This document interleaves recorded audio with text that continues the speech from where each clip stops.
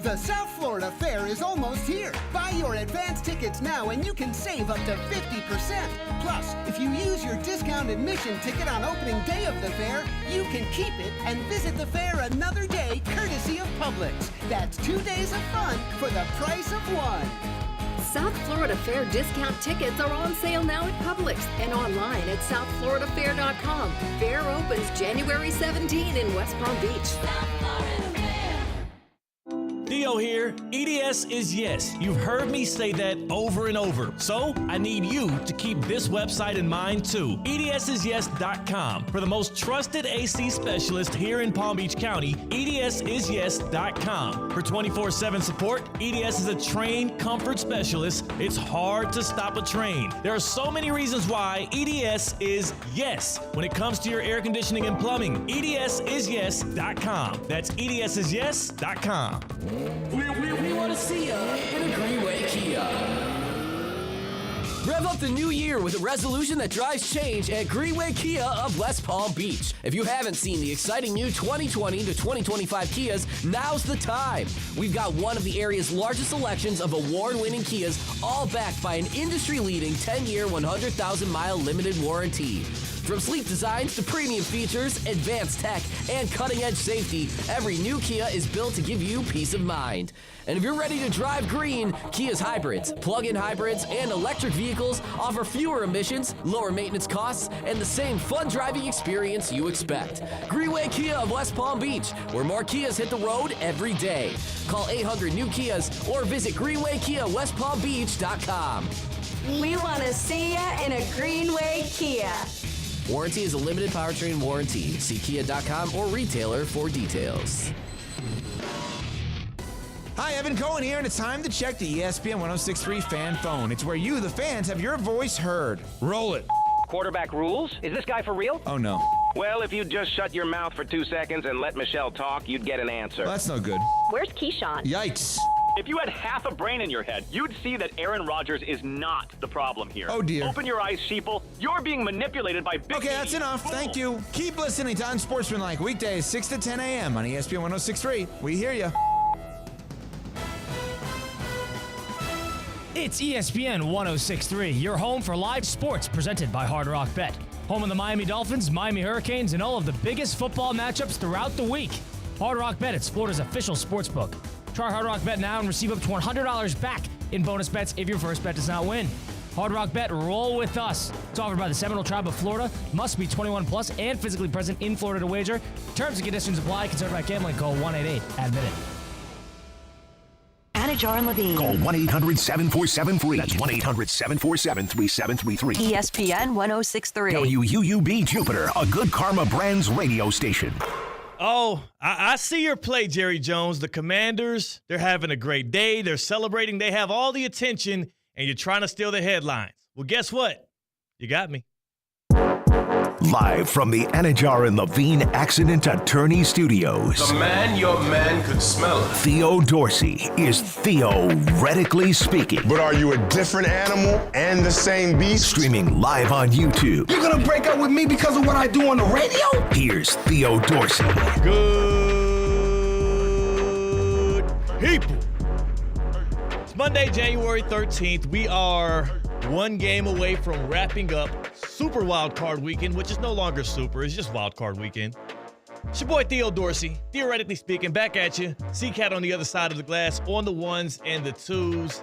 And, yeah, I don't know what your biggest takeaway from Wild Card Weekend was, C-Cat, but for me, like, the NFL is in an excellent spot when it comes to quarterback play. I remember at the beginning of the season, there was all this consternation. Oh, two deep safeties is killing the league.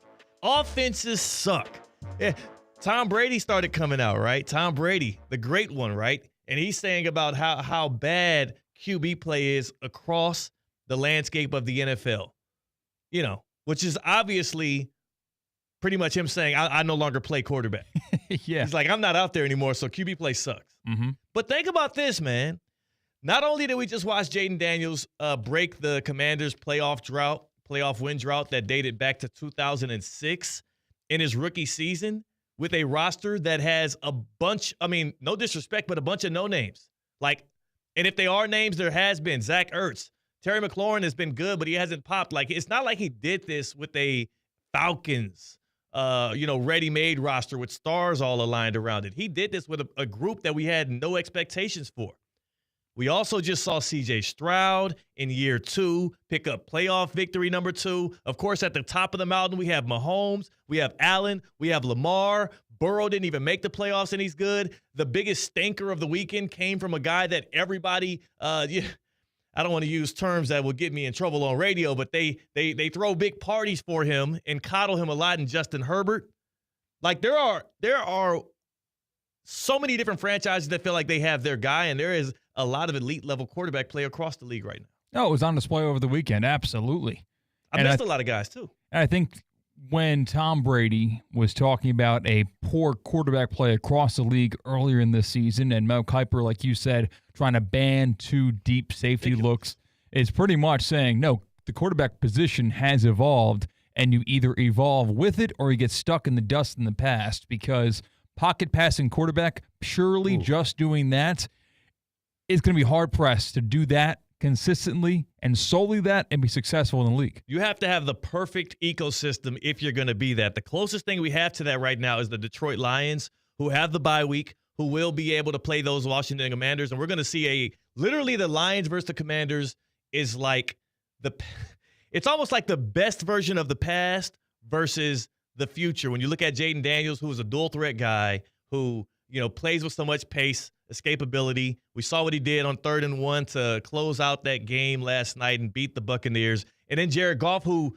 is surrounded by game-breaking talent and speed and dynamic playmakers, who has the best offensive line in football, and they run everything through him like a field general. He can move a little bit, but he's not the guy that is a threat with his legs on 3rd and short, 4th and short, like all these other guys are that are ruling the league right now. And you've been out on it for a while now. Ben Johnson, of course, probably the best offensive coordinator currently in the NFL, with the amount of bells and whistles in a good way. All of the smoke and mirrors, the trickery, the stuff you have to plan for if you're the opposition, it certainly lessens the weight on Goff's shoulder as pretty much just a pocket quarterback. I think that's why I see, Kat, I'm most curious as to what job Ben Johnson actually angles for. It feels like he'll get his pick of the litter. The Patriots announced their guy, Mike Vrabel, over the weekend. They just had his introductory press conference earlier today, so that job is hemmed up. But, for the rest of the jobs, it feels like Ben Johnson is the leading candidate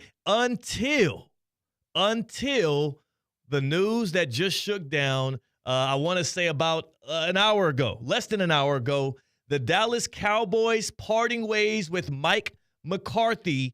Jerry Jones finally deciding on what has seemed like the longest non-negotiation between coach and franchise, especially a Super Bowl winning coach like McCarthy and a franchise that is in the spotlight day in and day out. This tweet from Adam Schefter an hour ago. Mike McCarthy not expected to return to Dallas and is now set to become a free agent per source.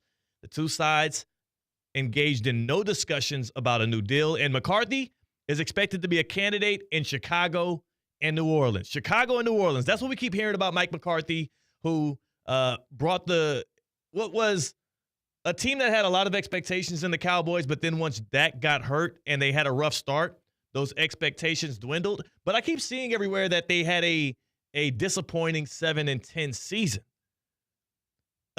Given the circumstances, 7-10 is pretty damn good for that Cowboys roster. Yeah, I kind of realized that they were on pace to be a 7-win team in week 15, 14, and I was shocked seeing that the Cowboys won that many games. It was a lost season by all means, and all Cowboys fans will tell you that. Like you said, once Dak went down, it's okay, now we're prepping for 2025. Yeah. But 7 wins, I think that is a lot to credit to good coaching, no? If you look at the teams that won around that, because the league right now today, especially in the NFC, there were the haves and the have-nots, the teams that were trying to contend and the teams that were clearly going for the number 1 pick in the draft. And maybe that's what helped the Cowboys to 7 wins in a more crippled season. But the Cardinals were a game away from making the playoffs. They were 1 win in their division away from making the playoffs, an 8-win team, right? Like, you look at the Bears. The Bears were supposed to be a contender this year. 5-win team.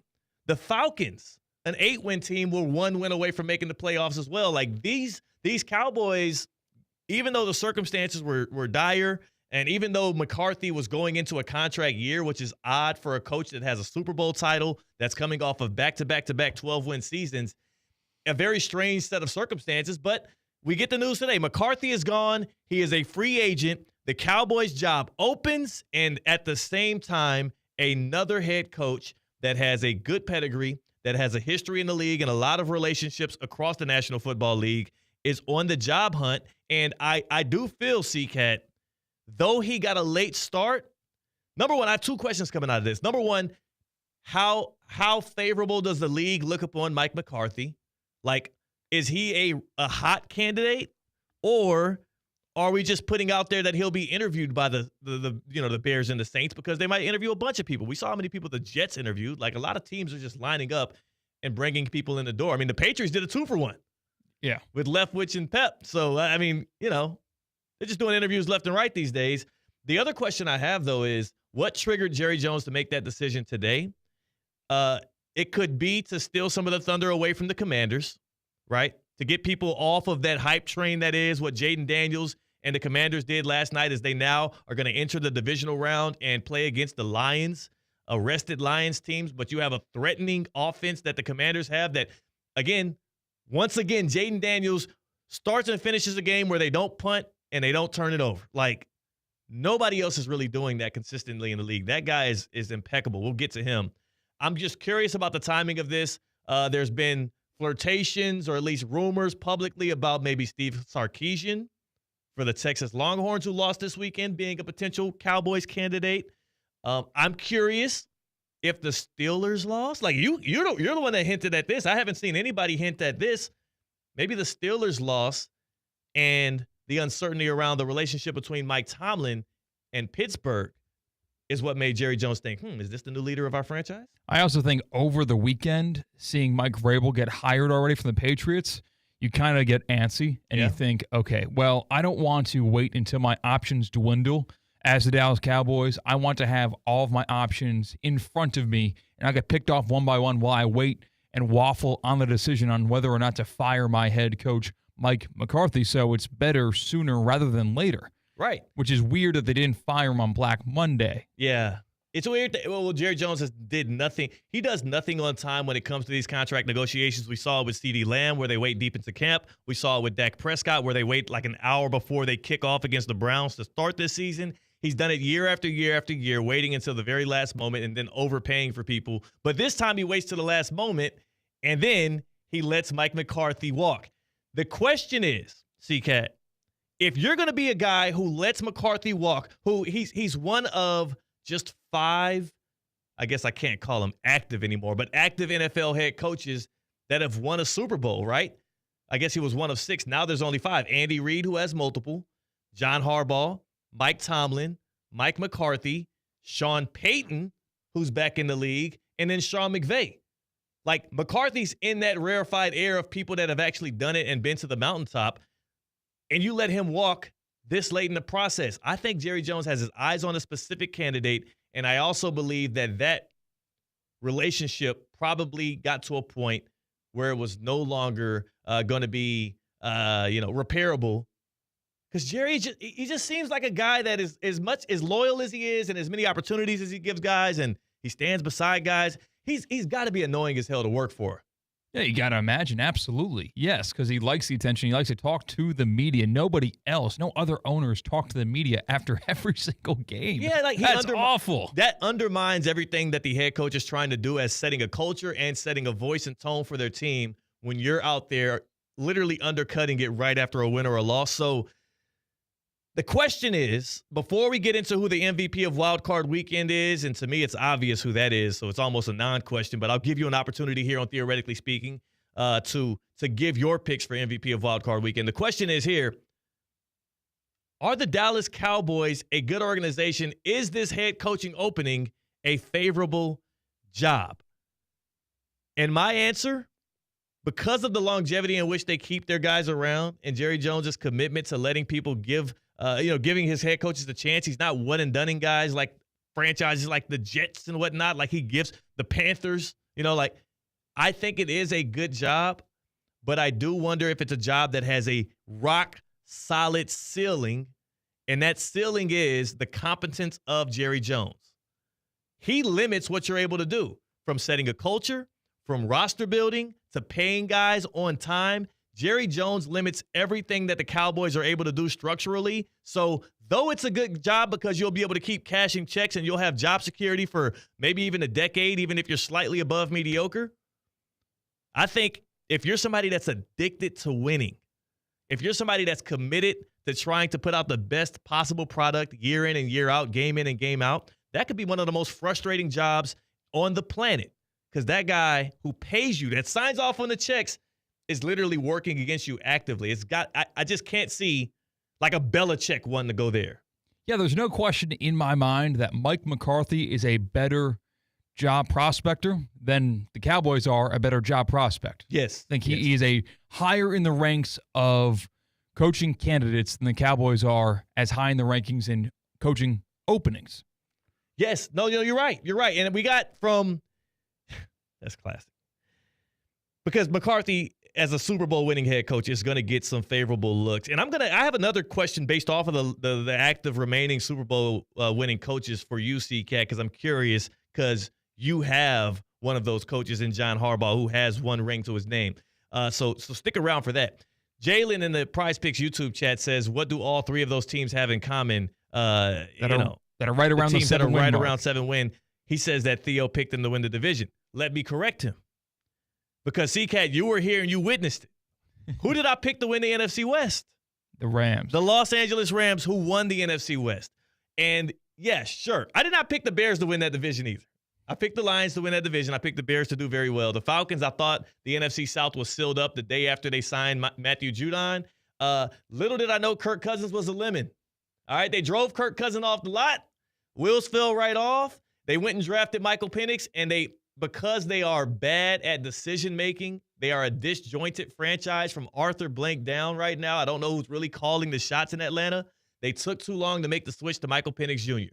They switched from Cousins to Penix 2 games earlier, and then they're sitting in the same spot as the Commanders are today. Whereas you have a rookie quarterback who led you to likely a playoff win or at least a playoff berth. You're either sitting in the Broncos or the Commanders spot today if you're able to pull the trigger 2 weeks earlier. But indecision and improper ability to be able to gauge what talent is and what people are able to do, that's what set the Falcons back. It wasn't my fault. Yes, that was not your fault. Yeah, it's not me. Is it Mike McCarthy's fault that the Cowboys look like a bad job right now? No, it's not. What did McCarthy do again? Was Mike McCarthy the one that asked to, instead of going out and getting Derrick Henry, instead of going out and trying to get Josh Jacobs to bring Ezekiel Elliott's washed ass back and then go get Dalvin Cook off the scrap heap and add him to the practice squad? People were mad at me for calling them dudes old. And then we get into the season and the only workable running back you have is either Rico Dowdle or 5'5" Deuce Vaughn. Mike McCarthy didn't make those personnel decisions, right? That was Jerry Jones. That was their draft guy who's supposed to be a genius. They're the ones that have control over the personnel, so I can't blame him for that. No, that was just me trying to get you back on topic. But with the Cowboys, seriously, the Dak contract just kicking in next year. You brought that up to me earlier before the show, and it's only going to get harder to construct a roster around him once that contract does kick in. So it's almost like it's not a new beginning, like everywhere Mike McCarthy might end up going to build something. No, it's to clean up a mess in Dallas this season and try to clump together and conglomerate a roster that will contend with the division, who right now has 2 very formidable opponents. So how about we do this then? Let's rank the NFL head coach openings right now. As it stands today, the Cowboys just opened up with the announcement that they are going to part ways with Mike McCarthy, and we just saw the Patriots seal the deal on Mike Vrabel today. So as one closed, the other one opened. I believe there's now 5 vacancies in the NFL, 5 head coach openings: the Bears, the Jaguars, the Cowboys. Who am I missing? The Giants it's still Dayball. Yeah, it's still Dayball. What about the Jets? Get the list out. The Jets. That's what I'm listing right there. The Jets, and there's one more. So Jets, Cowboys. I think that the Cowboys are a better job than the Jets. I can say that much. Yeah, I can say that much. I can agree with you on that if you're on my side with that. The Jets being hamstrung to Aaron Rodgers and kind of held over the coals over whether or not he's going to play next year. The Cowboys are above the Jets, but I do believe they're below the Bears, and there's a conversation as to whether or not the Jaguars are a better spot for right now. So here are your 5 teams. I don't know if we actually got them all correctly, but I got them in front of me now. Thank you. Do the 5 teams.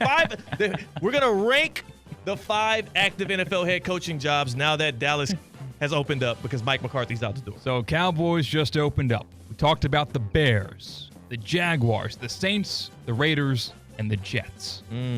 Those are your current openings. So those are 6. Say it again? 6 different teams. Yeah, 6 of them. Cowboys. 5. Yeah. The Raiders. I keep forgetting about the Raiders. Yes, just fired Antonio Pierce on Tuesday of last week. Okay. And Tom Brady is going to be a part of that head coaching search. So if I'm a head coaching candidate and I see this pool of teams, the Jets, the Cowboys, the Raiders, the Saints, the Jaguars, the Bears, and the Jaguars, you have the only team that has a franchise quarterback. There's 2 teams that have franchise quarterbacks, or I guess 3 of the 6 have franchise quarterbacks going forward. The Cowboys, the Jaguars, and the Bears. The Bears at least have theirs on a rookie contract, whereas the Jaguars and Cowboys, you're paying those guys $50 and $60 million for the next 4 to 5 years. You have a really solid blank canvas with the Bears. Man, that is a sturdy, at least what we've seen from Caleb Williams this year, I think has proven to be not the problem in Chicago. It was everything around him. But you also have a organization that has been unstable and horrendous over the past couple of decades. You've had a couple pop years, but you had a lot of mediocrity, and a lot of that starts from the top down. Do you want to attach yourself to the Chicago Bears based on what they have been and what they've done? I don't know. Yeah, not many historical winners in this head coach vacancy list. The Saints are a blank canvas. Yeah, I would say so. The Saints feel like a team where if you know you can go out and get a quarterback, like if you can go there and say, hey, can we go get Sam Darnold this offseason?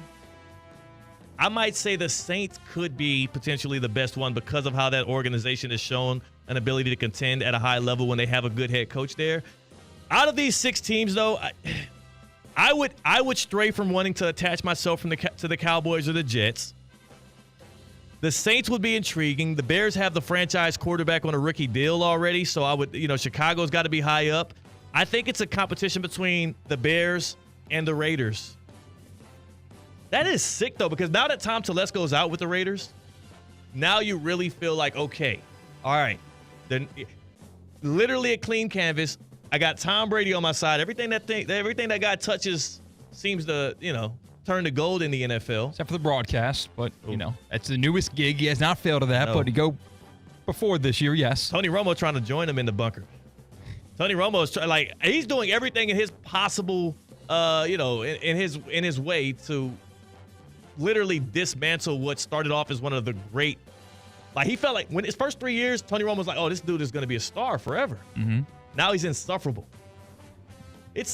Be honest. Is Tony Romo good at color these days? It's bad. It is bad. It rubbed me the wrong way how he ended last year's Super Bowl. Oh, Talking over God. Nance's call. That's beside the point. He's beside himself these days. So and you he's think beside Josh Allen. Between the Raiders and Bears and Saints, you're choosing between those 3 teams for the best job open right now for any prospective head Give me coach? the Bears. Here's what I will say. If I'm a head coach, if I'm Mike Tomlin, I want to leave the Steelers. If I'm Mike McCarthy and I want to find a new home, and apparently he's reportedly being considered for the Bears opening, give me the Chicago Bears. Give me the team that has a quarterback that I know I can work with. I'll retool the offensive line. It's a good defense that I can build off of. And also, at the very least, though I'm stepping into a very contentious NFC North, which is good, that looks like it's going to be a damn gauntlet for the next 5, 6, 7, 8 years. I don't want to have to take a risk on any of these guys in the draft, in Shedeur Sanders or Cam Ward. Maybe Cam, but it feels like he's going to go number 1. The Giants have him, right? Right? Like, yeah. I don't think Cam Ward is going to be available, or the Titans. I guess whoever the hell wants to. don't think Cam Ward's going to be available for any of the other teams picking near the top. Give me the Bears. They have Caleb Williams. I'll figure the rest out. That's me. Yeah, I think like in the Prize Picks YouTube chat, it's talked about what division you're going into might be a kind of factor into why not to go to the Bears because of how tough it is, as you mentioned, and also a reason as to why to go to the Saints because the NFC South, there is not one or two dominant teams there. Like the Buccaneers won the division by default this year. You could go win the NFC South tomorrow. Exactly. You establish a culture, which I do think that you can walk into the Raiders, like you said, with no GM. Telesco fired. Yeah. And kind of set that culture yourself. So probably hire the GM first, but you'll start anew with whoever that GM is hired. But I'll tell you one thing. You go to the Raiders, not only are you joining a division with Patrick Mahomes and the Chiefs, you're joining a division with Sean Payton, Andy Reid, and Jim Harbaugh. Right? Like, I don't care who you are. I don't think any of these head coaching candidates that are on or available for a job right now would step into that division and not be the fourth best coach immediately. And you're going to have the fourth best quarterback immediately. The Raiders' job almost feels like, I don't want it this time. I want to let somebody else get it this offseason and then wait until they fire that guy. You feel me? I guess so, You're the worst coach in your division by default. You have a national championship winning head coach and 2 Super Bowl winning head coaches, and all 3 of those teams also have their quarterbacks figured out. Mahomes, Herbert, and Knicks. We still got to have the Herbert conversation. Stick around for that.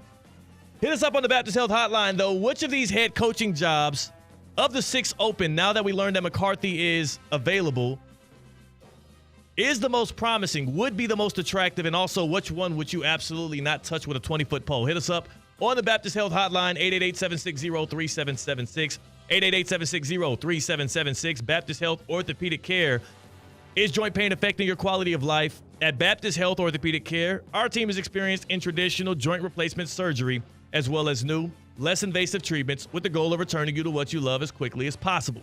Learn more by visiting baptisthealth.net/ortho today. Baptist Health Orthopedic Care combines its resources of experienced physicians and leading-edge treatments and technology to provide advanced orthopedic, foot and ankle, joint replacement, spine, and sports medicine care. Visit baptisthealth.net/ortho for more information today.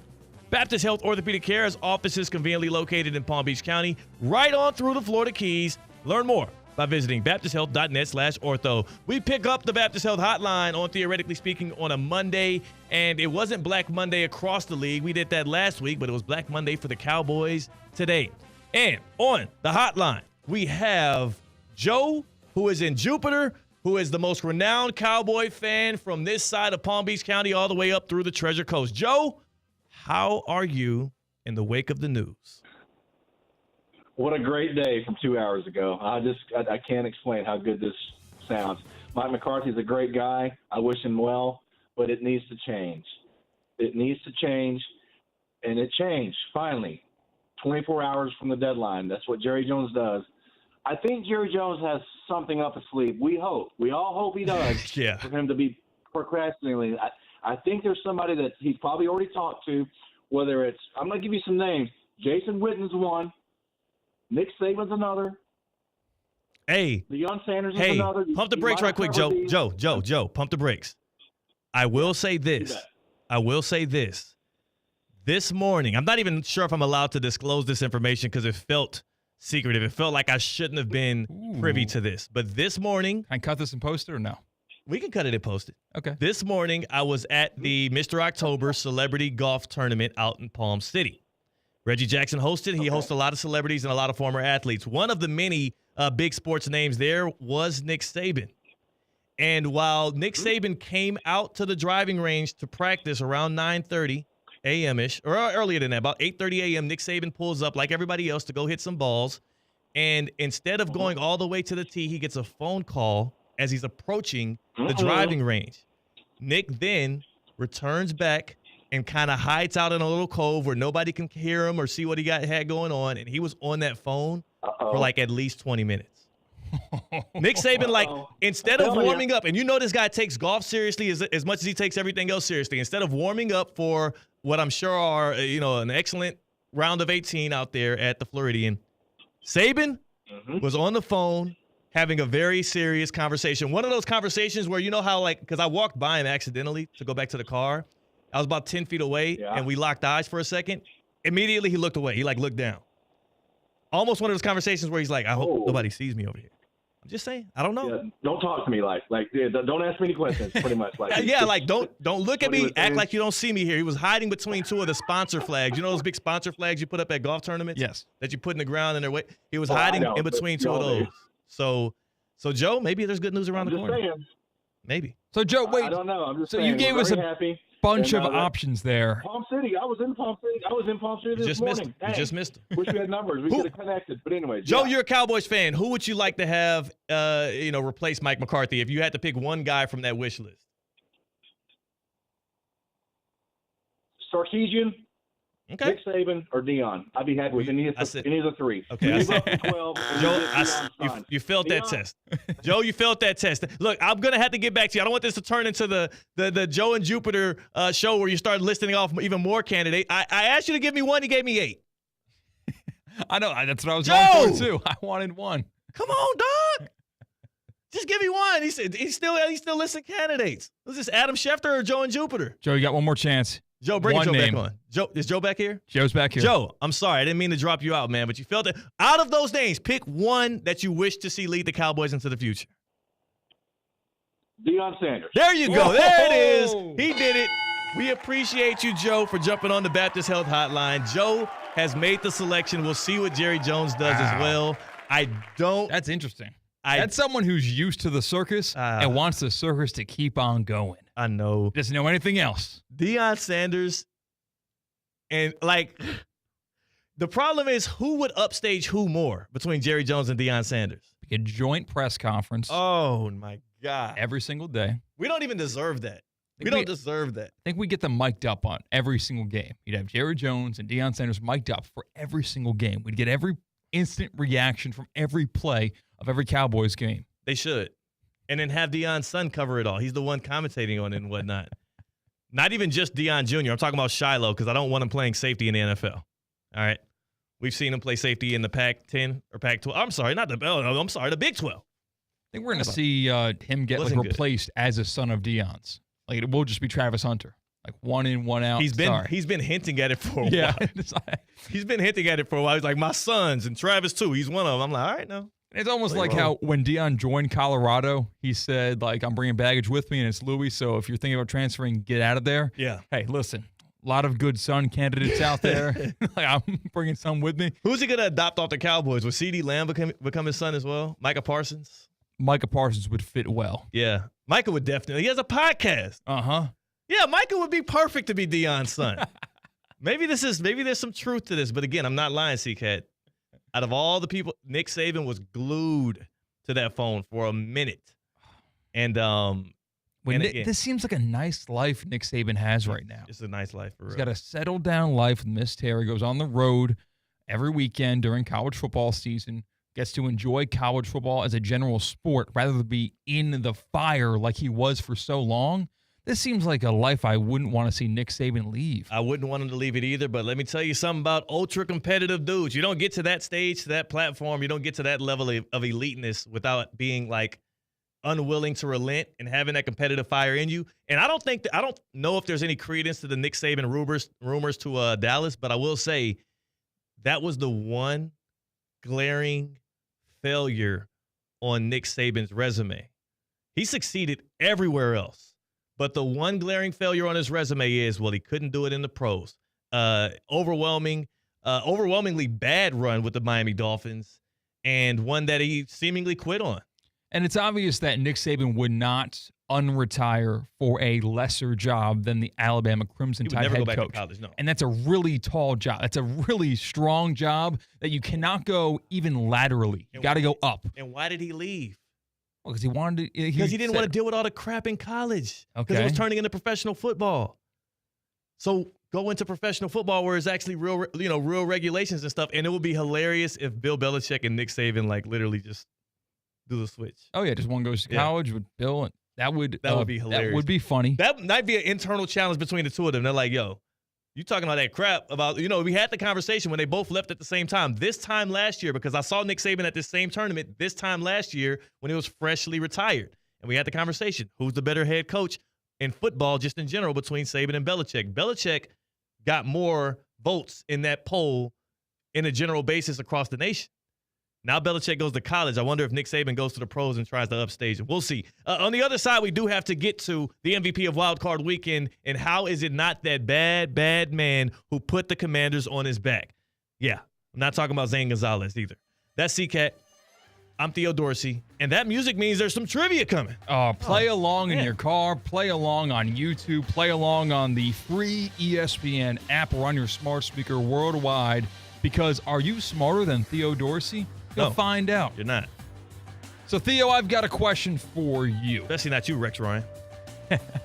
For the first time ever, a rookie quarterback has won a playoff game in 3 consecutive postseasons. Wow. Jaden Daniels last night, C.J. Stroud the year before versus the Browns, and Brock Purdy won 2 of them in 2022. I was just about to say, who the hell did it before? I forgot Brock Purdy. This has never happened before in NFL history. But back-to-back has happened. The last time back-to-back rookie quarterbacks have won in postseasons was actually in 2008 and 2009. Oh, man. Which were the quarterbacks on which teams were rookies and won playoff games in 2008 and 2009? It's a great question. I feel like because I'm so confident in this answer, I'm going to get it totally wrong, but we'll see. So I'll give that on the other side. Plus, the MVP of Wild Card Weekend. That's C-Cat. I'm Theo Dorsey. We're Theoretically Speaking on ESPN 106.3. Live from the Anajar and Levine Accident Attorney Studios. Anajar and Levine Accident Attorneys. Call 1-800-747-FREE. This is ESPN 106.3. Hey, this is Evan Cohen. Listen to Unsportsmanlike with me, along with Michelle Smallman and Chris Canty. Weekdays, 6 a.m. here on ESPN 106.3. Unsportsmanlike with Evan, Canty, and Michelle. Unsportsmanlike. At St. Lucie Battery and Tire, batteries came before tires. We've been selling and servicing all types of batteries for over 50 years. So when you need a battery for nearly anything, we have it, as well as the fast, professional installation you need. We carry premium batteries for all your needs: automotive, commercial, marine, RV, and specialty. We also offer delivery and on-site installation, serving our customers quality products for over 50 years in the home of honest, reliable service.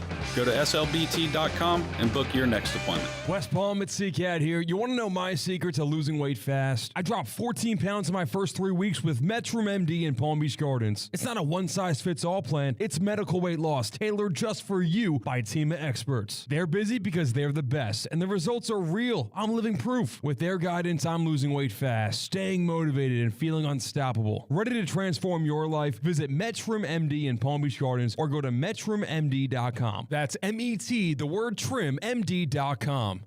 What's up, Heat fans? This is Jason Jackson from your Miami Heat audio experience. From every earth-shattering dunk, throw it down, to every 3-ball from the land of milk and honey. For 3, splash! And everything in between. It's Skyhook and he called it! ESPN West Palm has you covered. Make sure you are always locked in with your favorite station to catch every single Heat game with me and the gang. It's time to ball, yo. Texting enrolls you into recurring automated text messages. Consent not required to purchase. Message and data rates may apply. Hey, Dan, how you doing? Haven't seen you around the gym for a while. Yeah, I've really fallen off. Since I turned 40, I just don't get the results I used to get. Could be lower testosterone. Lower T? Yeah, I went through it a while back. Once you hit 40, your body has less free testosterone. I got Nugenix Total T, and it's made a huge difference for me. I've seen that ad on TV. Is it for real? Oh, yeah. The key ingredient is something called Tesnor, which helps boost free and total testosterone levels to help you trim up and stay lean. And it's made a difference for you? Man, I feel like I'm in my 20s again, at work, in the gym, and in the bedroom. Are they still giving out complimentary bottles for people to try it for themselves? Yeah, you just need to send them a text. Text TIGER to 321-321 right now for your complimentary bottle of Nugenix Total T, the #1 selling testosterone booster at GNC. Plus, text now and we'll include a bottle of Nugenix Thermo, our most powerful fat incinerator ever, to help you get back into shape fast. Absolutely free. Text TIGER to 321-321. That's TIGER to 321-321.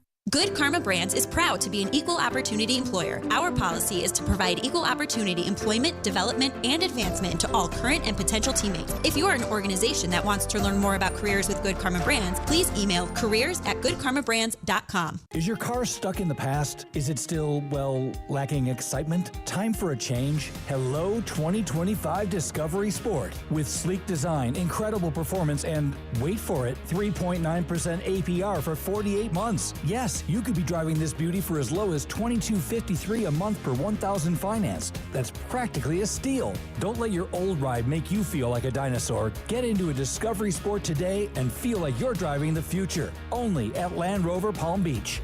Hi, Evan Cohen here with a special message for fans listening to ESPN 106.3 on a smart speaker. If you're not listening to me right now on a smart speaker, just hum to yourself quietly for a second.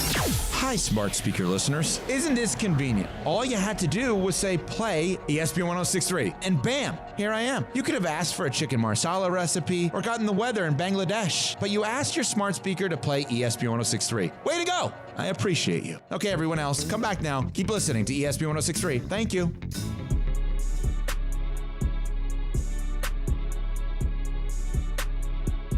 The Bears are what we thought they were. But they are who we thought they were. And we let them off the hook. Live from the Anajar and Levine Accident Attorney Studios, Theo Dorsey is theoretically speaking. Streaming live on YouTube, here's Theo Dorsey. I thought the Bears would be better. But instead, 5 wins. Caleb didn't break all the records. He should have been the quarterback that made it 3 consecutive years, the rookie quarterback winning a playoff game. I know. Instead, it was Bo Nix or Jaden Daniels. I mean, Michael Penix Jr. was closer to doing it. It's crazy, man. I'll say this. If you're able to, because a lot of us have been affected by this. I know the death toll, actually, as I saw last night, is up to 24 in the LA wildfires. I have a family member whose home did get destroyed in the LA wildfires, so it hits home with me out there in California, in the greater area out there in LA. Please help people affected by the California wildfires if you can by donating at the Red Cross. Again, it's donate at redcross.org/ESPN. redcross.org/ESPN. You type that into your web browser. If you're able to do it, if you have a little bit of extra income to be able to spread some love and joy and help following a holiday season. A lot of people are without their homes, without their loved ones, and also without a lot of their property. Help out with the Red Cross and respond to help people recover.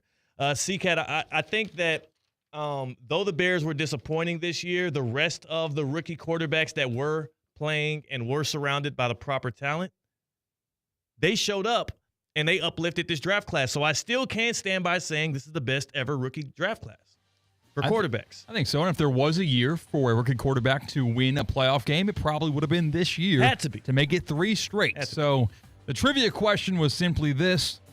What was the last time there were back-to-back postseasons where a rookie quarterback won a playoff game? Was 2008 and 2009. Who were those 2 quarterbacks on which teams in 08 and 09?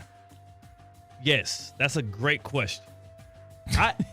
Here's the thing about that question is I was way too confident when you said it, and then I start to confuse my years because 08 and 09 feel like just yesterday, but it's actually a long time ago. Yeah. So if you're a rookie in 08 or 09, you are now like, the Matt Staffords of the world. And then I started thinking, the Russell Wilsons of the world. So one of them I know is going to be Russell Wilson. No! Damn it. He was like 11. Okay. All right, so I got it wrong already. Is it then Matt Ryan? Damn it. 08, 09. Holy crap. Joe Flacco. Yes. 2008 with the Ravens, Joe Flacco. Okay, so then I'm looking for the 09 rookie that won a playoff game, and it wasn't Stafford. 09. What was that 09 draft class? All right. Rookie quarterbacks that were good around the time of Joe Flacco. He was referred to by a color commentator this weekend. Didn't say his name, but referred to him this weekend. RG3? Yeah. Referred to this weekend. Maybe you missed the comment. I did. When it was A.J. Brown who was reading on the sideline, Tom Brady said, well, I've heard of, players eating hot dogs on the sidelines. Absolutely not. That game sucked, by the way. Damn it. What conference? AFC. AFC, rookie quarterback, won in his rookie season. Jeez. We are very familiar with one of the characters who was involved on this team. We're very familiar. Oh, Pierre Garçon? The answer you are looking for is the 2009 New York Jets and Mark Sanchez. Damn. I would have never thought about Mark Sanchez. You said you were so confident. Yeah, you did not have a good reason to be confident. That was bad. That was terrible. I was too confident. That's why I was like, this is going to be wrong. This is bad. I'm pissed. All right, so my first answer was going to be Ben Roethlisberger, by the way, and I was like, wait, that was like 03. So rookie quarterbacks, Russell Wilson did win a playoff game in his first. Was that 11? It was 2012. Okay.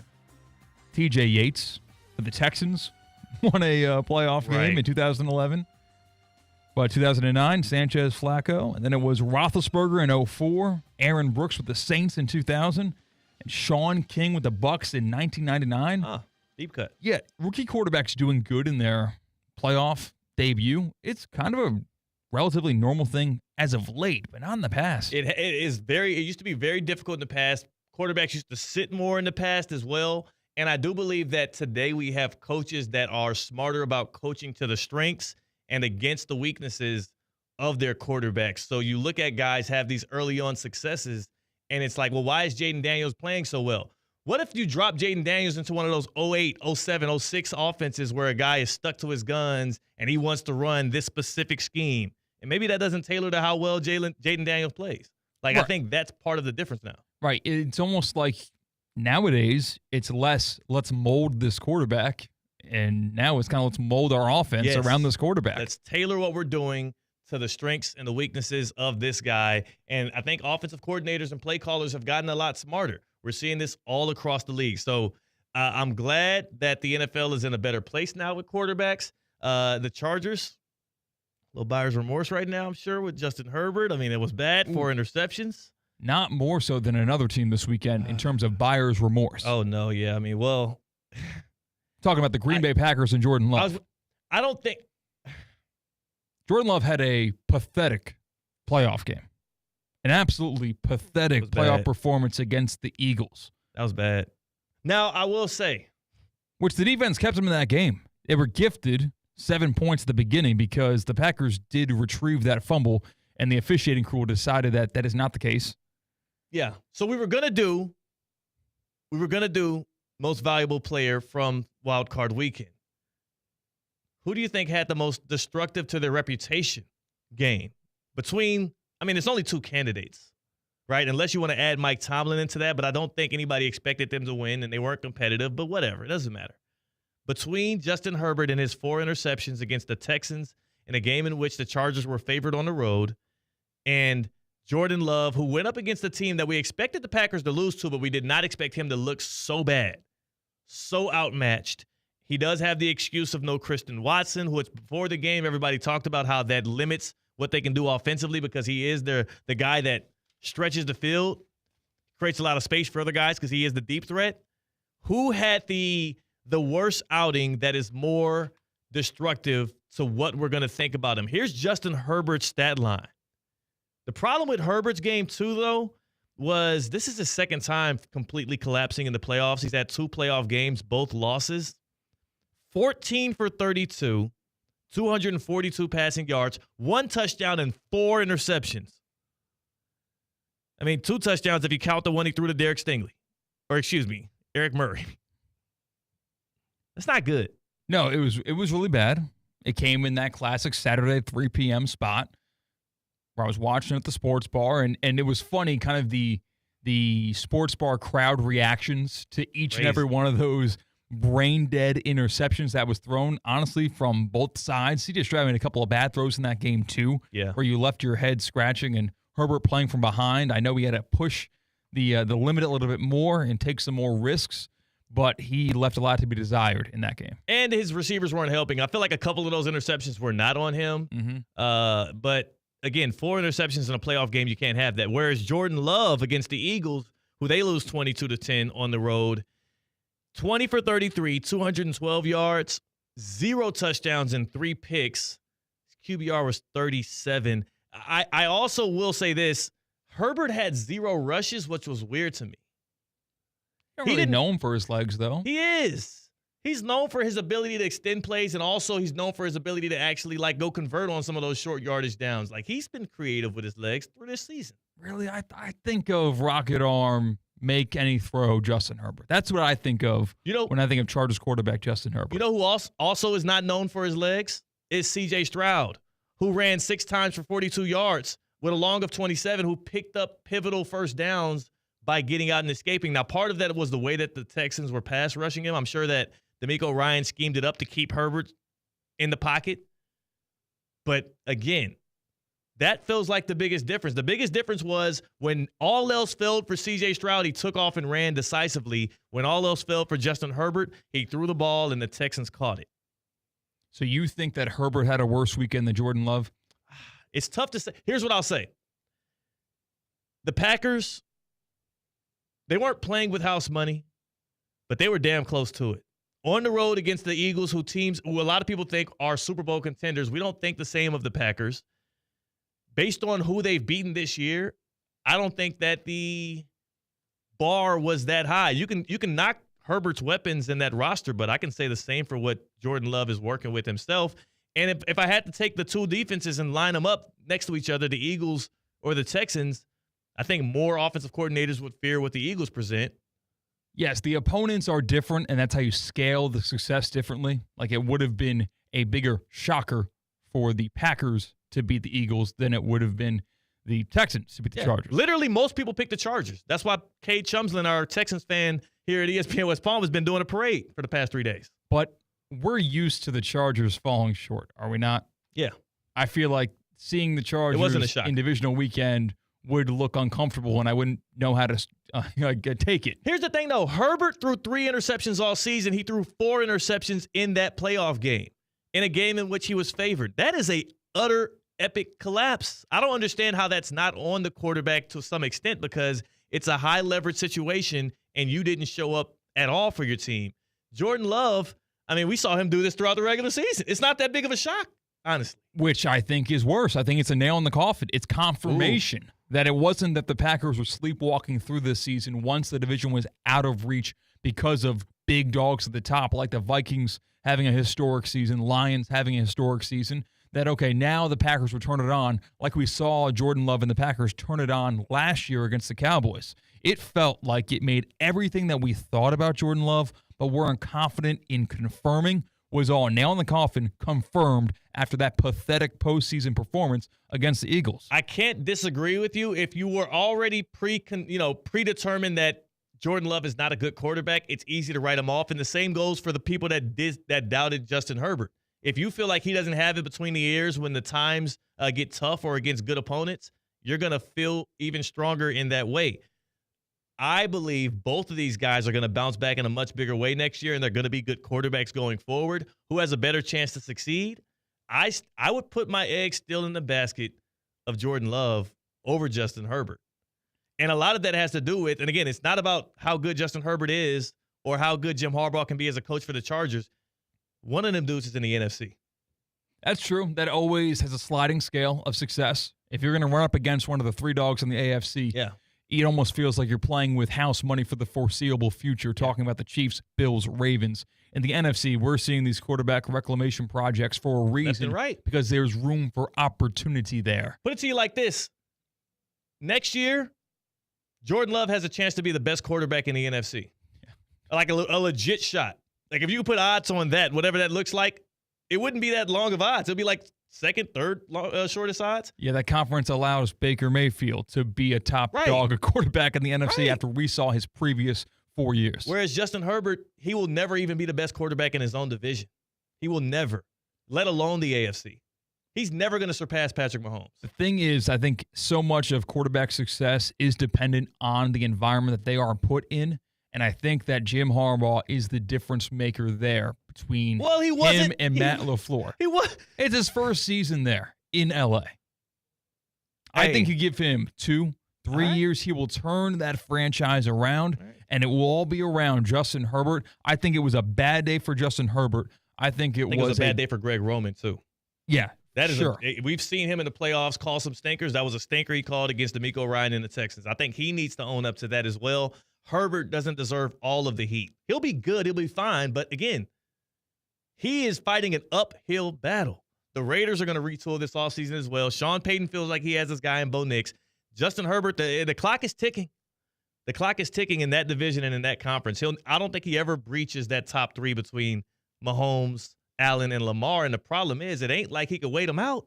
Yeah. They damn near the same age. Like, I just think it's a bad day for Herbert. I think it is a buyer's remorse weekend for the Packers because we're used to seeing that franchise succeed come January and February. And we thought that it was a passing of the torch. How can we let Green Bay have quarterback success for 3 decades? Are we used to seeing the Packers succeed in the playoffs, or did they have that one-off year where Rodgers and McCarthy did it back in, 2012? At least be respected in the playoffs. They were getting their ass kicked when Rodgers was winning MVPs in the playoffs still. Like, I'm just saying, let's not act like the Packers and Rodgers, even on the latter end of that thing, were world beaters. They were contenders coming into the year, and they always failed when the going got tough. There's a reason why Rodgers has, I think he's second all-time in playoff losses. You know who's not second all-time in playoff losses? They're up there with the top when it comes to championship wins. That's Kaiser University. That is the flagship campus of Kaiser University in West Palm Beach. The Seahawks have now won 22 national titles in the NAIA, including back-to-back in men's lacrosse, 3 straight in NAIA women's swimming and diving, and, of course, the 2023 football championship. Miles Russ and the folks keeping it going as they made the title game this past year. KU has over 60 conference titles and a Learfield Cup trophy to show for their success across all of their programs. If you want to tap in and get the latest on the Seahawks, that's KUSeahawks.com. KUSeahawks.com. Tap in with Kaiser Athletics, man. See what they got going. It is a lot of good things and a lot of winning. A lot of winning on that side as they hashtag defend the beach. KUSeahawks.com. On the other side, the get around. Why is CCAT demonstratively mad at Malik Neighbors? He is up in arms. My second favorite team. You're calling what he did over this weekend a cardinal sin. You're saying it's unforgivable to the Giants fan base. Why? We get to that on Theoretically Speaking on ESPN 106.3. Live from the Anajar and Levine Accident Attorney Studios. Anajar and Levine Accident Attorneys. Call 1-800-747-FREE. This is ESPN 106.3. Calling all sports fans, grab your MVP card and head to Duffy's where you can catch all of the action. Not an MVP? Sign up for free and start earning rewards today.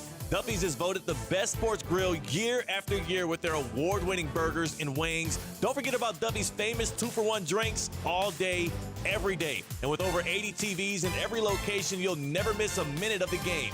Visit Duffy'sMVP.com to learn more. Duffy's, our game is always on.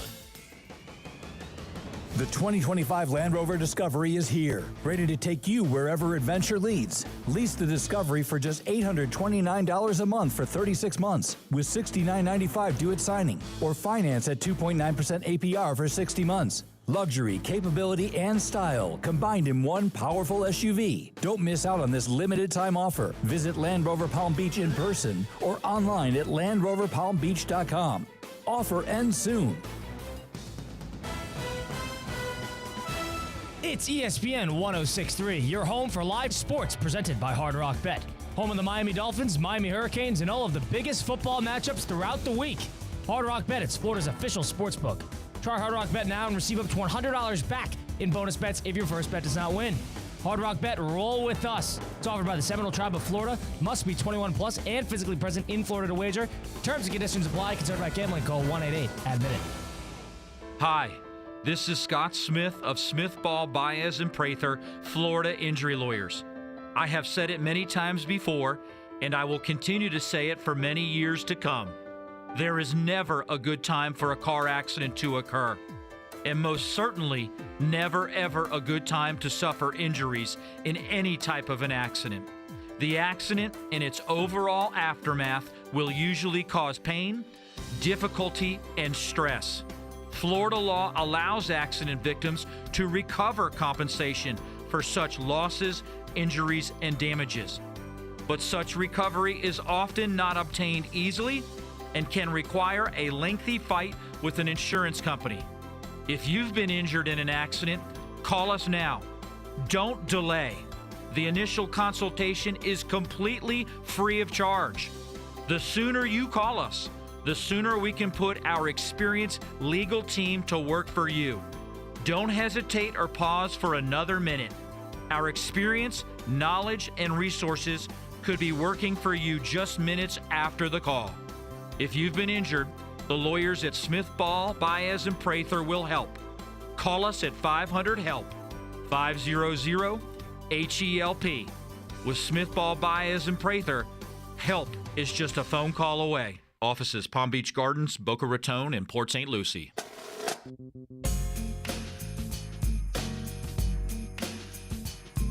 Live from the Anajar and Levine Accident Attorney Studios, Theo Dorsey is Theoretically Speaking.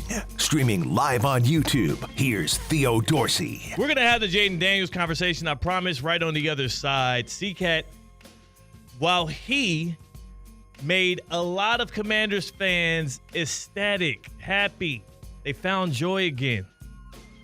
You've found your footing again now that you've gotten a little lighter on your feet. How's this sound? 17 pounds in 28 days. That's what I lost. 17 pounds in 28 days. I told you what I lost. What I gained was just feeling good about myself, confidence. I gained energy, and all with MetTrim MD. MetTrim MD, they're based right in Palm Beach Gardens, right up the road, and they make scientific weight loss plans. They tailor-made it to anybody who walks through the door. It's not a one-size-fits-all plan. No, you get individual coaching, guidance, food, supplements. They take care of all of it. Dr. Amorosino and the gang, listen, he is Boston University School of Medicine educated, and he cracked the code on scientific weight loss. I never felt hungry. I always felt full. I always felt good losing weight. 17 pounds in 28 days with MetTrim MD. Call them up now. Go to their website, MetTrimMD.com. That's M-E-T, the word trim, MD.com for your free consultation. There is no better way to carry out your New Year's resolution of losing weight, getting healthy, feeling better than by losing weight with MetTrim MD. Check them out. Free consultation, MetTrimMD.com. Yeah, and speaking of MetTrim, I will tell y'all this. The Commanders fans out there trying to nickname Jaden Daniels, you cannot go with Slim Reaper. All right? That's true. You can't take somebody else's. And also, not only did Devontae Smith try to get that, who's in your own division, that is Kevin Durant's OG nickname. So, no can do. I get around. What you mean you don't know? Check me go. I get around. This is the Get Around. It is brought to you by the South Florida Fair, and we start where? Next stop. Let's go to Tampa, Florida, because I'm mad at Malik Neighbors because of this. Out of here. Standout rookie wide receiver Malik Neighbors, his season's over. So what did he do on Wild Card Weekend? He flew out to Tampa to watch the Commanders-Bucks Sunday Night Football game and was very vocal in rooting for his division rival and former LSU teammate Jaden Daniels, of course, quarterback for the Commanders. He even posted his reaction of the game-winning field goal on social media, getting all hyped. And I think if you're a Giants fan, you've got to be pissed. Oh, my God. Why? Because you're not teammates anymore. You are now a New York Giant, and that is your division rival. They are brothers for life. With Jaden Daniels' success comes your failure. So if you're going to root for him, do it in the comfort of your own home. No, how about this? He's supporting one of his best friends at his first ever playoff game. And what I like about that is it shows real commitment and loyalty to his brother. How about this, New York Giants? If you want me to feel like I'm in competition with the Commanders, then damn it, give me a quarterback. Why would he feel like he's in competition or in some kind of rivalry with the Commanders and Jaden Daniels when they're non-competitive in New York right now? He's a rookie wide receiver who had a great year. The Giants don't owe him anything yes, right they now. Do. He's the only glimmer of hope for that franchise. Okay, and we have a draft coming up. So they're going to take steps to make his life better. Well, once they do, then he can stop going to his friend's game. Maybe they can get him to a playoff game. How about that? So, okay, Blaming the dude. it's fine even if you go to the game to root for your friend. You don't post it on social media. This is like, I'm a wrestling fan, and there's right now 2 competing wrestling companies. And wrestlers are friends with each other no matter what company they're in. They'll go to their matches. They won't post about it online. It's a bad look. Well, yeah, well, you know what? Maybe they're just bad friends. Next stop. Go to Chapel Hill, North Carolina. We're right in the throes of college basketball season, but we're not talking about that. Per NFL insider Jordan Schultz, Bill Belichick would have been interested in the Cowboys job, and it's believed Dallas would have been interested right back at him if he knew the job was going to be available. Belichick and his camp, they've received no indication that Mike McCarthy was going to part ways with the Cowboys. What? So that's what stopped all the conversations. Belichick, did you get no indication? I've had indication since the start of the season when they let his. What NFL coach coaches on his final year of his deal? Nobody. This is stupid. So was it impatient from Bill Belichick if he really wanted to stay in the NFL? This is a non-story. Bill Belichick would have never wanted to work for Jerry Jones and vice versa. This is a non-story. This is I need a headline for today. Jordan Schultz is a great reporter, I'm sure. This is a complete pile of crap. He went to North Carolina because nobody wanted to hire the guy in the league, at the time at least. Maybe Brady does, not the Cowboys. Next stop. Let's go to Philadelphia, where you saw it in the middle game of yesterday. A.J. Brown, I believe, only had 3 catches, a handful of yards. Yeah. He wasn't very happy, I would say, with his quarterback's performance. 1 catch, 10 yards, by the way. That's it. 1 catch for 10 yards for normally game-breaking wide receiver A.J. Brown. We know how good he is against man coverage. Well, we saw A.J. Brown reading a book on the sideline during the game. Jalen Hurts was asked about it post-game, and he said, well, I've never seen A.J. read.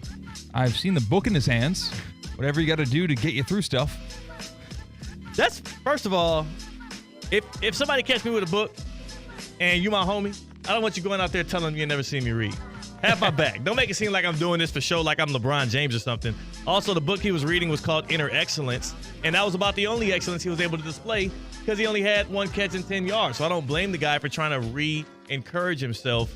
A.J. Brown has had it up to here with the Eagles, and I don't know if it's about Jalen Hurts or about the play calling because not only did Hurts not get him the ball, it didn't seem like any of the plays they called were working against the Packers. Them dudes were not open. We talked about the trade that brought A.J. Brown to Philadelphia and how lopsided it was and how much it changed the Eagles' offense.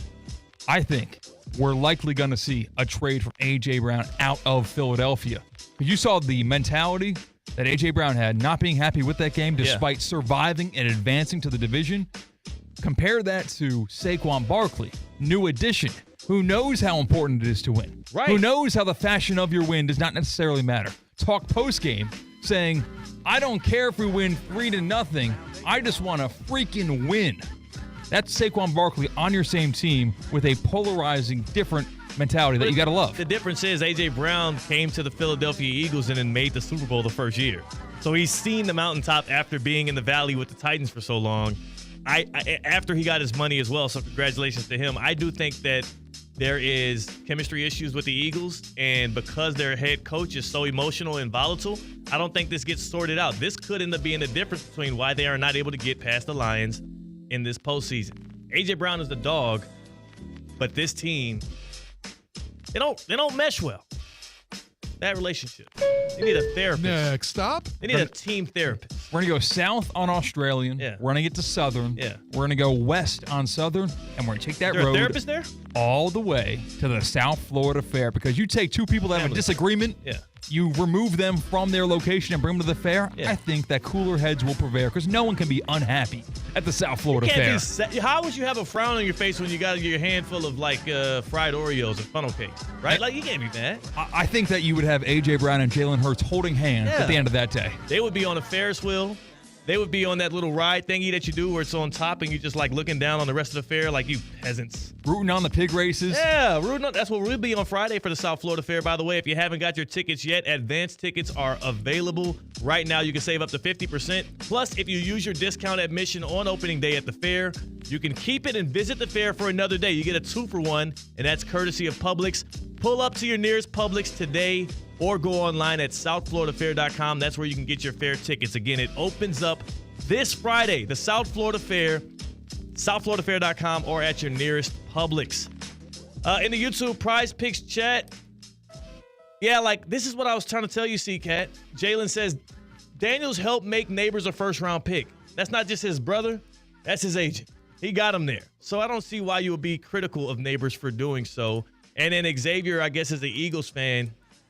He says, stop talking about the birds when you have no idea what you're talking about. Let's play that A.J. Brown audio on the other side, and then Xavier, you and the rest of the Eagles fans can tell me if there's a problem within that locker room, because A.J. Brown refused to talk to the media following the game, and he made it clear. He made it clear that it had nothing to do with the media. That's C-Cat. I'm Theo Dorsey. On to the happy hour on Theoretically Speaking on ESPN 106.3. Live from the Anajar and Levine Accident Attorney Studios. Anajar and Levine Accident Attorneys. Call 1-800-747-FREE. This is ESPN 106.3. Hi, this is Scott Smith with Smith Ball Baez and Prather, Florida Injury Lawyers. We are a Florida civil trial law firm that specializes in the areas of personal injury and wrongful death. Our offices are located in Palm Beach Gardens, Boca Raton, and Port St. Lucie. Our lawyers have litigated thousands of matters at the Palm Beach, Martin, St. Lucie, and Indian River County courthouses. Our lawyers, paralegals, and other numerous members of our legal team live in Palm Beach County and Treasure Coast cities and towns such as West Palm Beach, Port St. Lucie, Lake Worth, Palm Beach Gardens, Palm City, Jupiter, and others just like you and your families. We are a statewide recognized law firm, but it is your community and your families that we live and associate with on a daily basis. Our most satisfying achievement is when we know that our legal power has helped a fellow member of our Palm Beach County and Treasure Coast community secure a fair and just huge result. If you've been injured, the lawyers at Smith Ball Baez and Prather will help. Call us at 500-HELP, 500-HELP. With Smith Ball Baez and Prather, help is just a local phone call away. Offices Palm Beach Gardens, Boca Raton, and Port St. Lucie. Kaiser University's flagship campus, the 100-acre residential campus at 2600 North Military Trail in West Palm Beach, extends Kaiser University's educational offerings to over 100 degrees in the heart of South Florida. Kaiser University also has an athletic program with 20 national championships, including the 2024 Women's Swimming and Diving Championship and 2023 football, lacrosse, and men's swimming and diving titles. Visit KUSeahawks.com for the latest. The Palm Beach Health Network Physician Group, an affiliate of the Palm Beach Health Network, is committed to delivering high-quality care to the communities they serve. Their award-winning physicians and specialists provide a level of expertise that has resulted in regional firsts and outstanding patient outcomes. For a physician referral, call 866-654-2362. To learn more about the Palm Beach Health Network Physician Group, visit pbhnphysiciangroup.com, pbhnphysiciangroup.com to get in touch with the Palm Beach Health Network Physician Group. Improve your golf game fast at the all-new Kaiser University Golf Coaching Center. The Kaiser University Golf Coaching Center has the facilities, tools, and coaching you need. Enjoy the best facilities in the area with an expansive chipping and putting area, practice bunkers, a huge putting green, plus a 2,000 square foot indoor training area with 3 hitting bays, cutting-edge analysis technology, and more. The Kaiser University Golf Coaching Center in the heart of Palm Beach County off I-95 and the Turnpike. Find out more at KaiserGolfCenter.com. Calling all sports fans, grab your MVP card and head to Duffy's where you can catch all of the action. Not an MVP? Sign up for free and start earning rewards today. Duffy's is voted the best sports grill year after year with their award-winning burgers and wings. Don't forget about Duffy's famous 2-for-1 drinks all day, every day. And with over 80 TVs in every location, you'll never miss a minute of the game. Visit Duffy'sMVP.com to learn more. Duffy's, our game is always on. The 2025 Defender 110 is here. Rugged, stylish, and ready for any adventure. And now you can drive home the Defender with 3.9% APR for 48 months. For well-qualified buyers, that's as low as $22.53 a month per thousand financed. Whether you're tackling the trails or cruising city streets, the Defender delivers. Hurry, this offer ends soon. Visit Land Rover Palm Beach or head to LandRoverPalmBeach.com for more information. Business owners, are your employees driving you nuts? Is money tight? Or have you just poured your heart and soul into your business and now it's time to retire and just relax? At Transworld Business Advisors, they have buyers from all over the world ready to buy your business now. Call for a confidential conversation about your business's current value. 561-203-5121. That's 561-203-5121 or visit tworld.com today. Anajar and Levine. Call 1-800-747-FREE. That's 1-800-747-3733. ESPN 1063. WUUB Jupiter, a Good Karma Brands radio station. Live from the Anajar and Levine Accident Attorney Studios. The man your man could smell it. Theo Dorsey is theoretically speaking. But are you a different animal and the same beast? Streaming live on YouTube. You're gonna break up with me because of what I do on the radio? Here's Theo Dorsey. Good people. It's Monday, January 13th. We are following a weekend of wild card football in the NFL. We have tonight the Monday Night Football edition of Wild Card Weekend. The Rams hosting the Vikings, but it's in Glendale, Arizona. It is in Glendale, Arizona at the Cardinal Stadium because of really the tragedy that has stricken Southern California. So I don't like to start the happy hour on sour notes, but to spin it positive as people have lost their lives and their property and many of them their homes, including a family member of mine.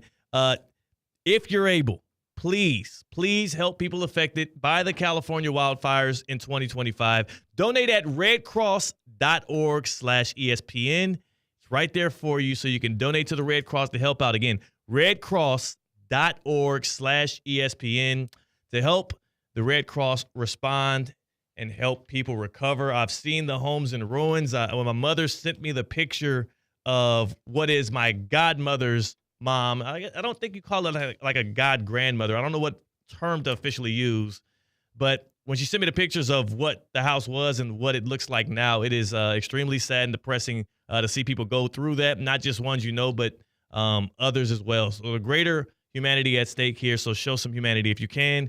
And if you can help, again, redcross.org/ESPN. C-Cat on the other side of the glass on the ones and twos. Tina is in for the happy hour. She's late. I don't want to be the one to say it. I know you couldn't see it on the radio if you're listening to us on your smart speaker or if you're listening to us on ESPN 1063. But if you're watching us on the YouTube Prize Picks YouTube stream, you saw Tina pop in here late. Why are you late, Tina? I was late because I was helping take down this sweet desk that we just got for our shows to be live on site. Okay. And it takes a few hands to take it apart. Are you the most handy person in the house? Like, isn't there like 20 people out there that don't have to be on a radio show? How are you the person that got tasked with building a desk? Well, me and Kay Chomslin, we both were tasked to build the desk because we are going to be using it tomorrow while both shows are live on site at TGL. And so we will both be there tomorrow, and we're like, let's put it together. Let's take it down so we both know what we're doing, since it is a very, very nice desk that we'll be using. Well, we appreciate your service. Yes. So I saw that the YouTube stream, we have it live in our office so everyone in the office can watch the shows.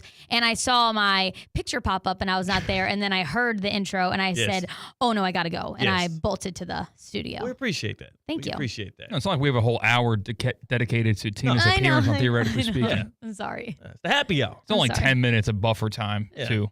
It wasn't that crazy, right? C-Cat didn't say anything either. He just like stood there in the office, and I just thought I could like feel him staring at me, and he just like, it's like you know what time it is. Like, come on, let's go. Like you see the time, it's 3:00. Like get to the studio. I do my normal beckon from the door. Usually CCAT, though you have a watch and a phone and there's a big clock and a TV out there with the show, usually CCAT has to call her like 8 to 10 times before she comes in. I mean, everyone who works here at ESPN West Palm in our wonderful studios in downtown will hear me at around maybe 4:00 or 3:04. Yeah.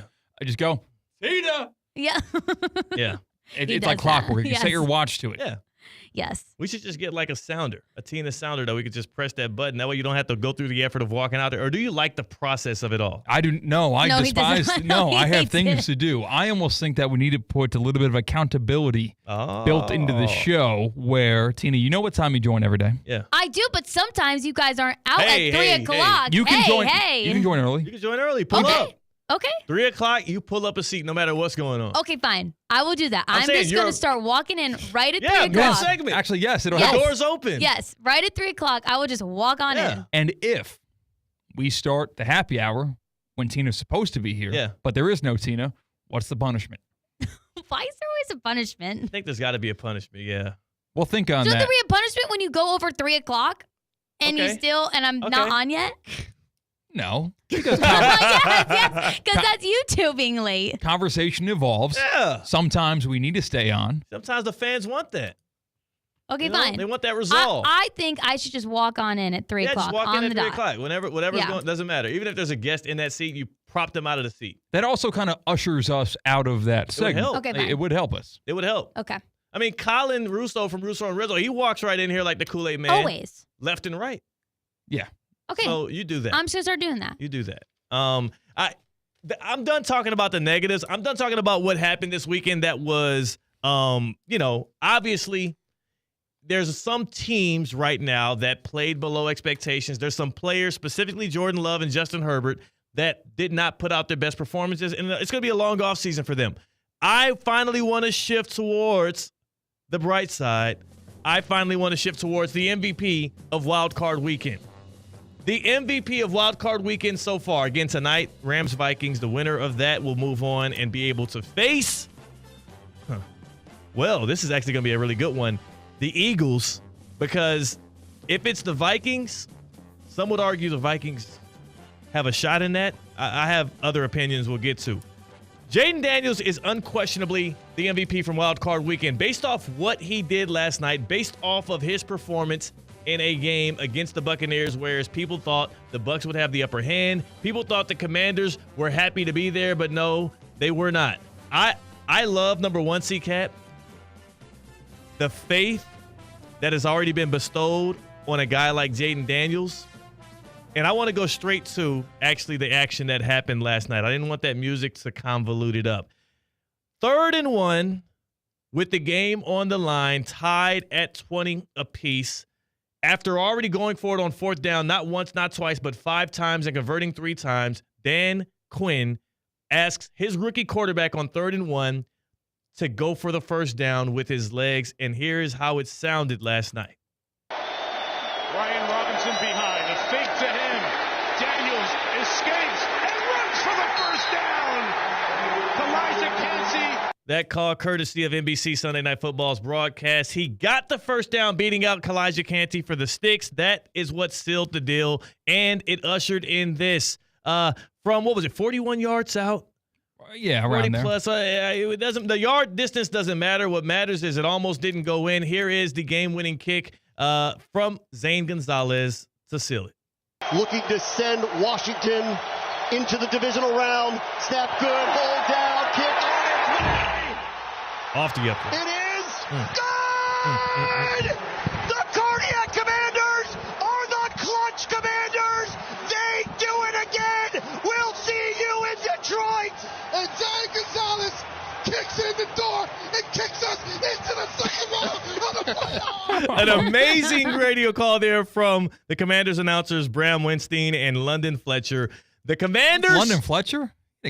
London Fletcher, yeah. Yeah, no, that's cool. Yeah. He's a great Washington, D.C. Player. Yeah, Washington, D.C. player? Oh, yeah, he wasn't a Commander. He was a Redskin. Oh, I see what you're saying. Yeah. What? It was the way you said it. I was like, you're right. I mean, you're right. I didn't know he was doing the media rounds. I didn't know that he was the everyday color commentator. Color for the Commanders, and he was there to call it. The Commanders have now won 6 games this season along with a rookie quarterback. 6 games that they won in the final 10 seconds of play, either regulation or overtime. There was the Hail Mary against the Bears. There was the block kick. There was this game-winning field goal right here from Zane.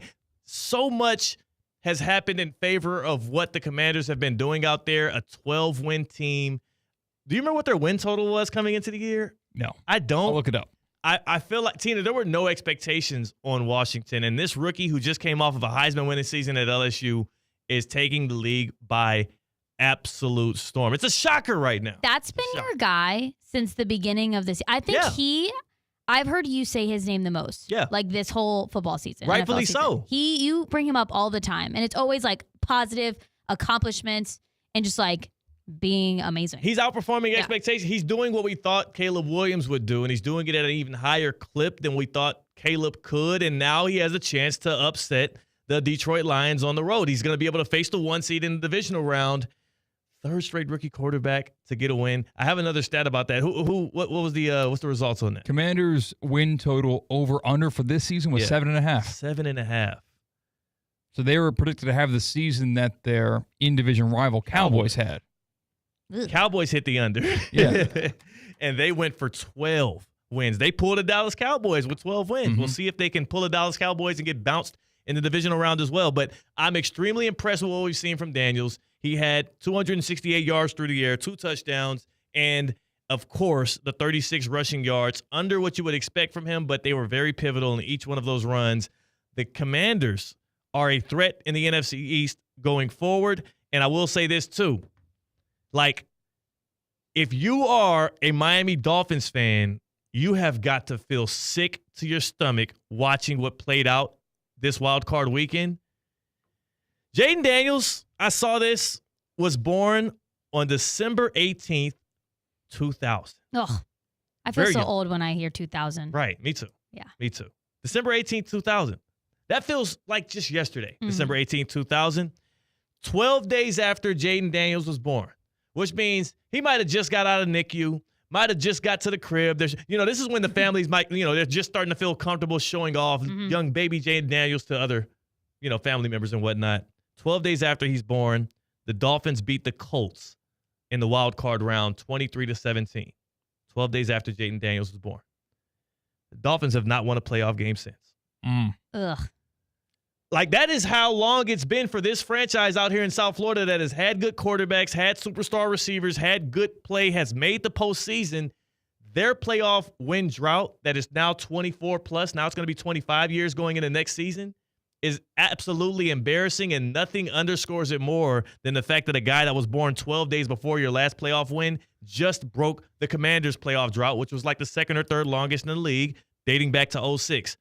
They've got a future. The Dolphins, I don't even know if they've got hope. And every season we go forward, there's less validity to, they're playing in the same division as Tom Brady. No, yeah. But you can credit 20 years of that to the Patriots, their dynasty, their dominance. What do you expect them to do? There's no chance to get a home playoff game because they're with the Patriots. Every season since Tom left New England, there's less validity to that argument. The problem is they might have the same problem with Josh Allen and the Bills. They got a stepdad now. Yes. Like, Pops might have left, but stepdaddy pulled right up. He's the father that stepped up. And what do you consider him, Tina? He's a cutie patootie. A cutie patootie. There it is. Yeah. I hate how I knew that. Right? You were right on it. I mean, I think Tony Romo might have said it on the broadcast last night as well. Have we ever seen a professional fanboy over a player on national television more than Tony Romo? I thought that was Tina calling the Bills game. It's a glass house from a Chiefs fan. Yeah, you're right. He does it to Mahomes. He does it to Allen a little bit more. He does it a lot more, actually, with Allen. He's never called Allen's or Mahomes' interception an arm punt. He's never said that was a beautiful ball by him to give it back to them on the one. He does not do that. Now, he does worship everything that those dudes do. I think Allen, that's his favorite son. Mahomes is like the middle child. Well, we have Tyler Cameron on here, of course, Jupiter resident, former quarterback. He likes using the phrase that no one knows a good quarterback like a bad quarterback. And not that Tony Romo was a bad quarterback, but he wasn't a generational quarterback like Patrick Mahomes has proven to be, and what Josh Allen could be if we see a little bit more postseason success. So maybe it's just that. Maybe it's fanboying, seeing those guys do what they do because he knows how hard and difficult and foreign what they're doing is to the sport of football. It's tough to watch. It's extremely tough to watch. I remember. Did you remember the ball that he threw to Keon Coleman? Keon Coleman had this beautiful corner route. He was wide open for a touchdown. Josh Allen sells it into the over the end zone, and Romo was like, "I wonder if that was a miscommunication." Well, yeah, that's the only. I mean, we have one variable that is not a variable. It's Josh Allen will be good. So if something bad happens, there's got to be some extraneous variable that we couldn't account for. He threw the ball 20 feet over his head. Is that a miscommunication or a misfire? Let's keep it G. Tony Romo but as is a much fanboy. As you want to say that, he had a reason to fanboy on Josh Allen's 4th and 2 touchdown pass. That was amazing. May have not have been an actual catch. I don't think it was. But he does not have control of the ankle of the receiver in that game. Who was the guy that caught it? It was the running back, Ty Johnson. Yes. Backup running back, yeah. How Josh Allen put the football where he did on 4th and 2 is a ridiculous arm angle and a spot to put the ball. That is the highs and the lows you get with Josh Allen, though. He has, especially when they let him play Josh Allen ball, it is some of the most electric ball you can watch between Mahomes, Allen, and Lamar Jackson. Those are the best shows in the NFL right now, and that's what you get when. Most of the game, when the game was not in question, most of that game, it was a lot of handing the ball off. It was a lot of us dominating you at the line, talking about Bills versus Broncos. And that's how the Bills actually win. Once they got into a comfortable position, they let Josh Allen make some of those heroic plays, and boy, do they look special. I will say this. Why the hell was Josh Allen still throwing deep balls up 28-7 with 10 minutes left in the fourth quarter? Great question, because I don't know. Stat padding is what they were doing. Well, the MVP conversation is over. I right? don't know. I know the MVP conversation is over. There is no excuse for Josh Allen still being back there, dropping back, taking hits, and throwing deep balls other than you want him to have better playoff stats.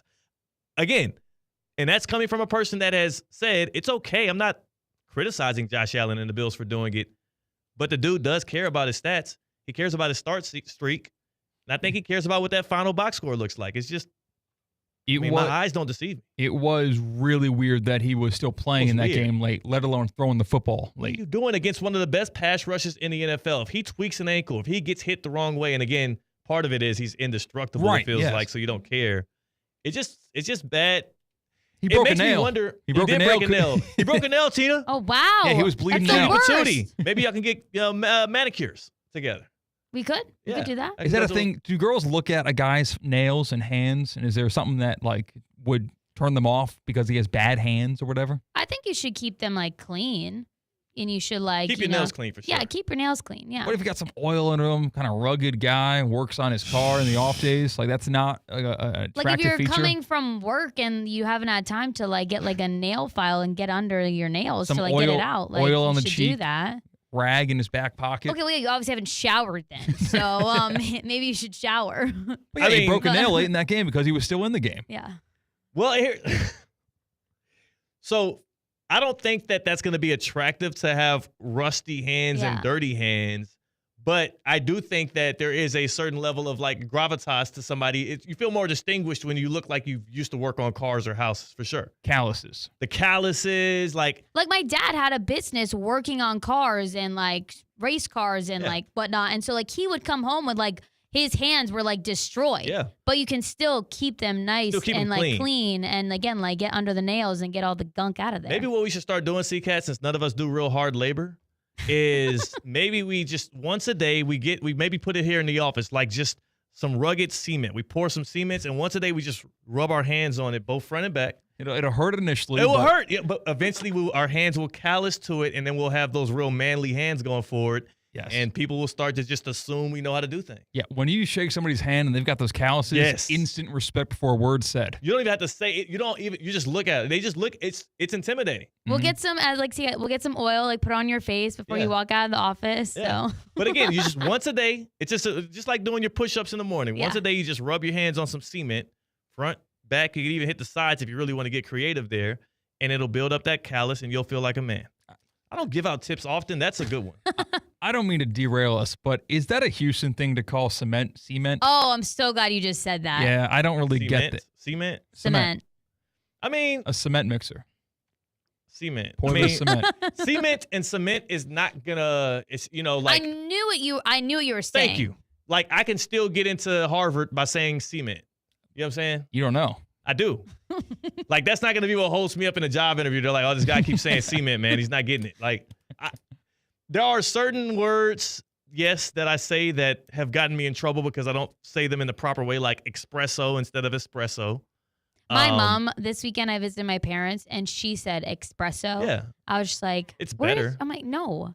Espresso is hard to say. Espresso. You have to try to say espresso. You do not. I've never said espresso. There's no X there. It's ES. Espresso rolls off the tongue better. So Whatever. I thought there might be a chance that it's a tomato thing where you can do either, but I asked Google, and Google said Cement. cement. Why S-U-H. say it like that? Google's a little freaky. Yeah. Oh, yeah, I put it on slow. Okay. Yeah. Cement. There you go. Cement. Like, what is going on over there? Slow. Yeah, that's right. Cement. Yeah, hold on now. I have a wife. Talk to me, I have AI. a wife. We are in the future. This is improper. Like Total Recall. Yeah. The hell is that? Your phone talking to you like that? Can I borrow your phone? No, that is cement, and I'll change my ways. I say espresso now, though. You do say it. Please, people. Mhm. I say king instead of king. I get by. I literally talk for a What? living. Yeah, I don't know what. King, like a kingmaker. I'm a king. I'm the king of the jungle. Okay, so your saying K-I-N-G sounds like C-A-N-E. Is that what you're saying? King. Like Oh. the Los Angeles Kings. Sounds That's right. like Kang. Sacramento Kings. Like Kang the Destroyer if you're a comic book fan. Yeah. Like, no, That's you're fair. Yeah, I got you. That's okay. You say it quick enough. There's no Yeah, difference. that's what I'm saying. I feel like I'm okay. I'm okay in that way. I don't need y'all judging me in the way I speak. Theoretically. I will say this, though. Speaking is not going to be your detriment when you walk into a Duffy Sports Grill, because whether you say 2-for-1, 2-for-1, you can say a twofer. They'll know what you're talking about. Like if you walk in, a BOGO, and we're talking about drinks here. This is the happy hour. 2-for-1 drinks all day, every day at Duffy Sports Grill. Duffy'sMVP.com. Find your nearest Duffy Sports Grill, and you will be as happy and pleased as I am when I walk up in there and I get my 2-for-1. 2-for-1. Or 2-for-1. That's what they say on the website. They also have award-winning burgers and wings. Also, on top of that, they have 80 or more television screens in every single Duffy Sports Grill location. So no matter if it's Super Wildcard weekend, if it's a divisional round, if it's conference championship weekend, heck, we got playoffs and college football nowadays. You can watch multiple games at the same time. A little basketball, a little hockey. Everything you want right at your fingertips. Well, really, it's at your waiter or waitress's fingertips. Ask them, and they are so prompt in turning a television for you at Duffy's. It is the under-discussed necessity for a sports bar is having control of what's on the TV. Yeah. And they've mastered it. They have mastered it, and also, they've won my heart. Just like your phone did earlier.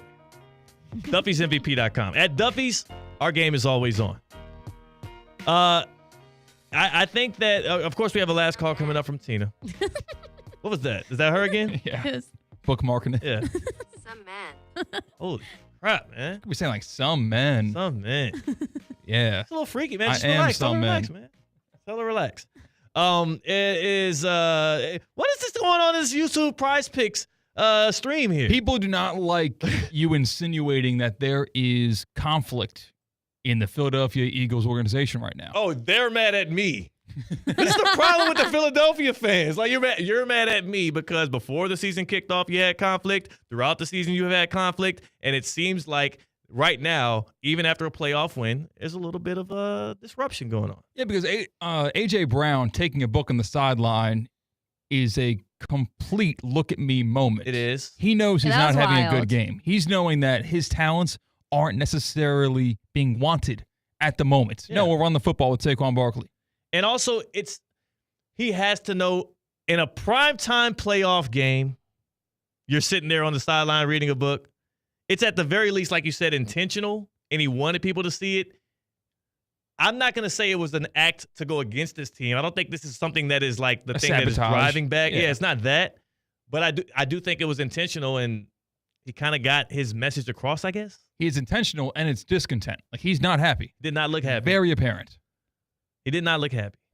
I'm happy for him. Keep reading. Matter of fact, that's one of my things this year. I'm going to be reading more books. I just picked up a book at Barnes the other day, a little Barnes run with the wife.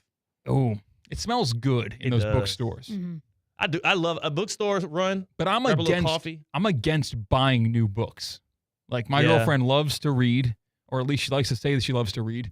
And is she LeBroning it? Is she LeBroning it? Listen, I feel like our books are used for more decor than Oh they my are gosh. for knowledge. So- I'll be honest. So you're being Jalen Hurts right now, and you're saying I've never seen that brother read. I've never seen it happen. Xavier in the chat saying, oh, he reads a book all the time. And Jalen Hurts, quarterback for the Eagles, who knows A.J. Brown personally, literally told us that he never sees him read. So I guess Xavier has more insight into the Eagles than the quarterback. Apparently. That's a Philadelphia fan for you. Right there. I have a lot in my life, and that is a Philadelphia Eagles fan. I've grown a little bit of respect for the organization as a whole my and their God. model of consistency. Oh, man. And I now That's a big word for Elmo. and I now understand where their fans come from, but it does not mean I approve of their outlook. Yeah, I don't approve of it either. Xavier is a Philadelphia expert, and he is filling up the chat with his Philly rhetoric. Do y'all are you a heavy book reader, Tina? I know you're a marathon runner. Yes, I'm a runner. I am not a reader. It is my goal, though, in 2025 to read more. Make a Barnes run. And also, I have a book. What, That's why the you first laughing? step. No, read more. That can mean anything. See, I'm more You are such a jerk. Well, yeah, if you didn't read a book in 2024, you can Yes. read one yes, page. one is better than what I did last year. So, but I don't like those sappy love books. I'm Yeah. not into that. Like What are you I into? like the motivational, like makes me take action, like Yes. in life books. So Okay. All right, that's what I've got a AJ book Brown though. was I just reading. have to open it and Diary of a start Wimpy Kid. That's what I'm going to read in 2025. Captain Underpants. Yes. Oh, I love the book. little flip book action in those. I love those books. AJ Brown's book was called like Inner Self or something, or what was it, like Inner Success? Yeah. It was a self-help book, so maybe you get one of those. I got selling it out. the Ultimate Team Player. I was actually at this event, and a speaker at the event actually said she read this book. So All right. I'm So gonna. you picked it up, but you haven't read it yet. I have not read it yet. Maybe that's why she shows up late for the happy hour. More happy hour on the other side with Theoretically Speaking on ESPN 106.3. Live from the Anajar and Levine Accident Attorney Studios. Anajar and Levine Accident Attorneys. Call 1-800-747-FREE. This is ESPN 106.3. Hey, it's Evan Cohen, and you know what time it is? It's game time. Tonight, the NFL wildcard round closes up with a big finale. The Vikings and Rams. Coverage begins live at 7:30. Every NFL playoff game is right here on ESPN 106.3. It's game time. Tick-tock. Lithium batteries and products containing them need to be disposed of properly. When a battery enters the waste stream, it becomes damaged, and the lithium inside can be exposed to liquids and high temperatures, causing it to become highly flammable. We've seen these fires in recycling and garbage facilities here in Palm Beach County. Don't throw your lithium batteries into the garbage, and don't put them in your recycle bins. Do your part, and a fire won't start. For proper disposal locations, visit us at swa.org/LIB.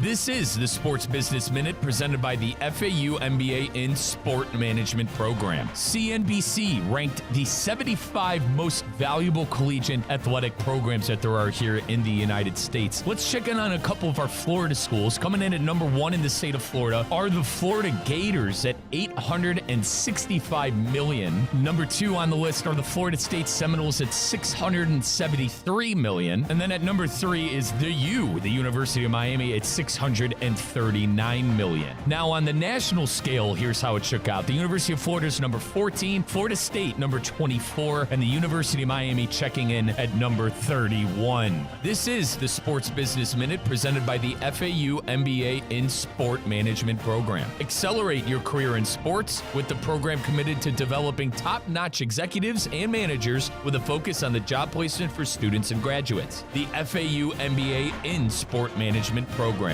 Good Greek moving and storage. Your superhero movers. It's the Good Greek Spiro. For the best move ever, go to goodgreek.com. Good Greek moving and storage. Your superhero movers. As market dynamics change, the quality of service you receive from your accounting firm shouldn't. Anshin Accountants and Advisors take the time to get to know you and your unique circumstances to help resolve complex issues and develop innovative tax and accounting solutions tailored to meet your goals. If you're a high net worth individual or business owner eager for a strategy to maximize tax savings, let Anshin deliver where others can't. Visit anchin.com. Anshin Accountants and Advisors, recalculating what's possible. We want to see you in a Greenway Kia. Rev up the new year with a resolution that drives change at Greenway Kia of West Palm Beach. If you haven't seen the exciting new 2020 to 2025 Kias, now's the time. We've got one of the area's largest selections of award-winning Kias, all backed by an industry-leading 10-year, 100,000-mile limited warranty. From sleek designs to premium features, advanced tech, and cutting-edge safety, every new Kia is built to give you peace of mind. And if you're ready to drive green, Kia's hybrids, plug-in hybrids, and electric vehicles offer fewer emissions, lower maintenance costs, and the same fun driving experience you expect. Greenway Kia of West Palm Beach, where more Kias hit the road every day. Call 800-NEW-KIAs or visit GreenwayKiaWestPalmBeach.com. We want to see ya in a Greenway Kia. Warranty is a limited powertrain warranty. See Kia.com or retailer for details.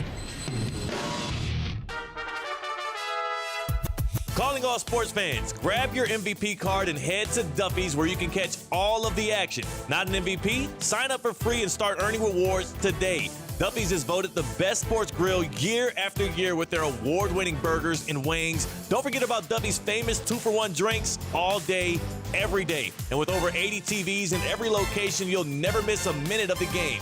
Visit Duffy'sMVP.com to learn more. Duffy's, our game is always on.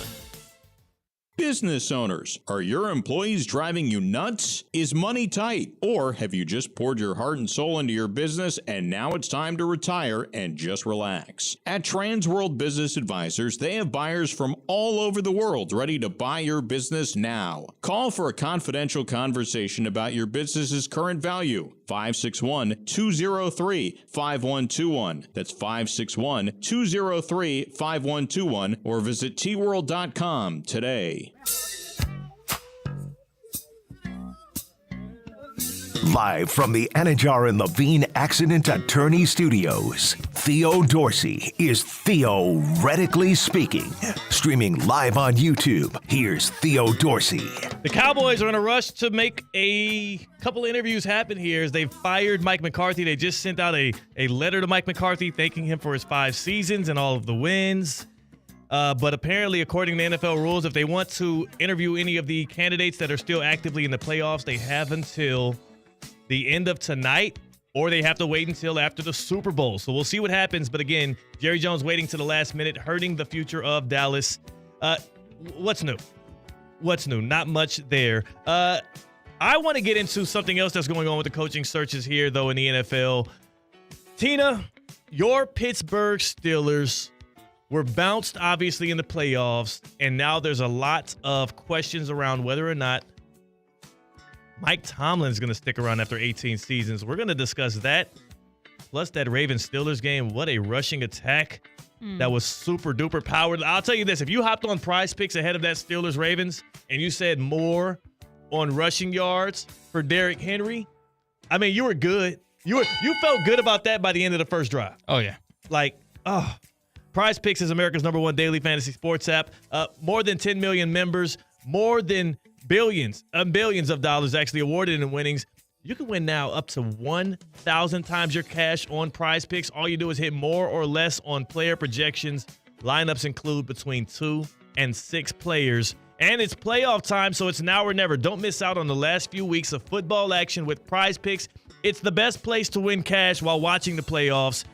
Prize Picks now offers MasterCard for quick and easy deposits right into your account. You think Lamar Jackson is going to get more than 250 passing yards? You think Patrick Mahomes will get more than 1.5 touchdowns?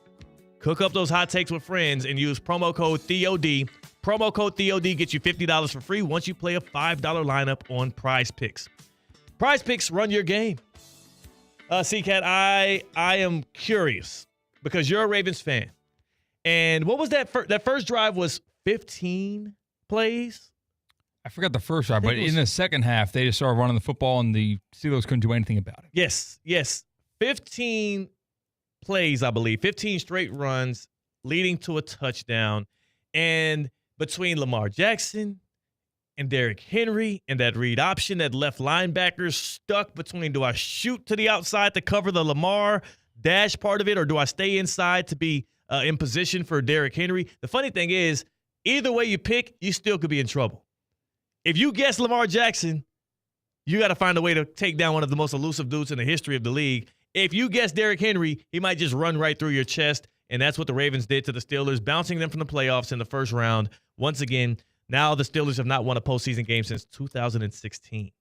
Yeah, I think that's what almost, because of how both running back and quarterback, both Derrick Henry and Lamar Jackson looked so impressive over the weekend, that's why that MVP conversation is still a conversation, with Lamar Jackson and his numbers being so stand-out good, but also the numbers of Derrick Henry and the reputation Derrick Henry has and the attention that opposing defenses have to give Derrick Henry.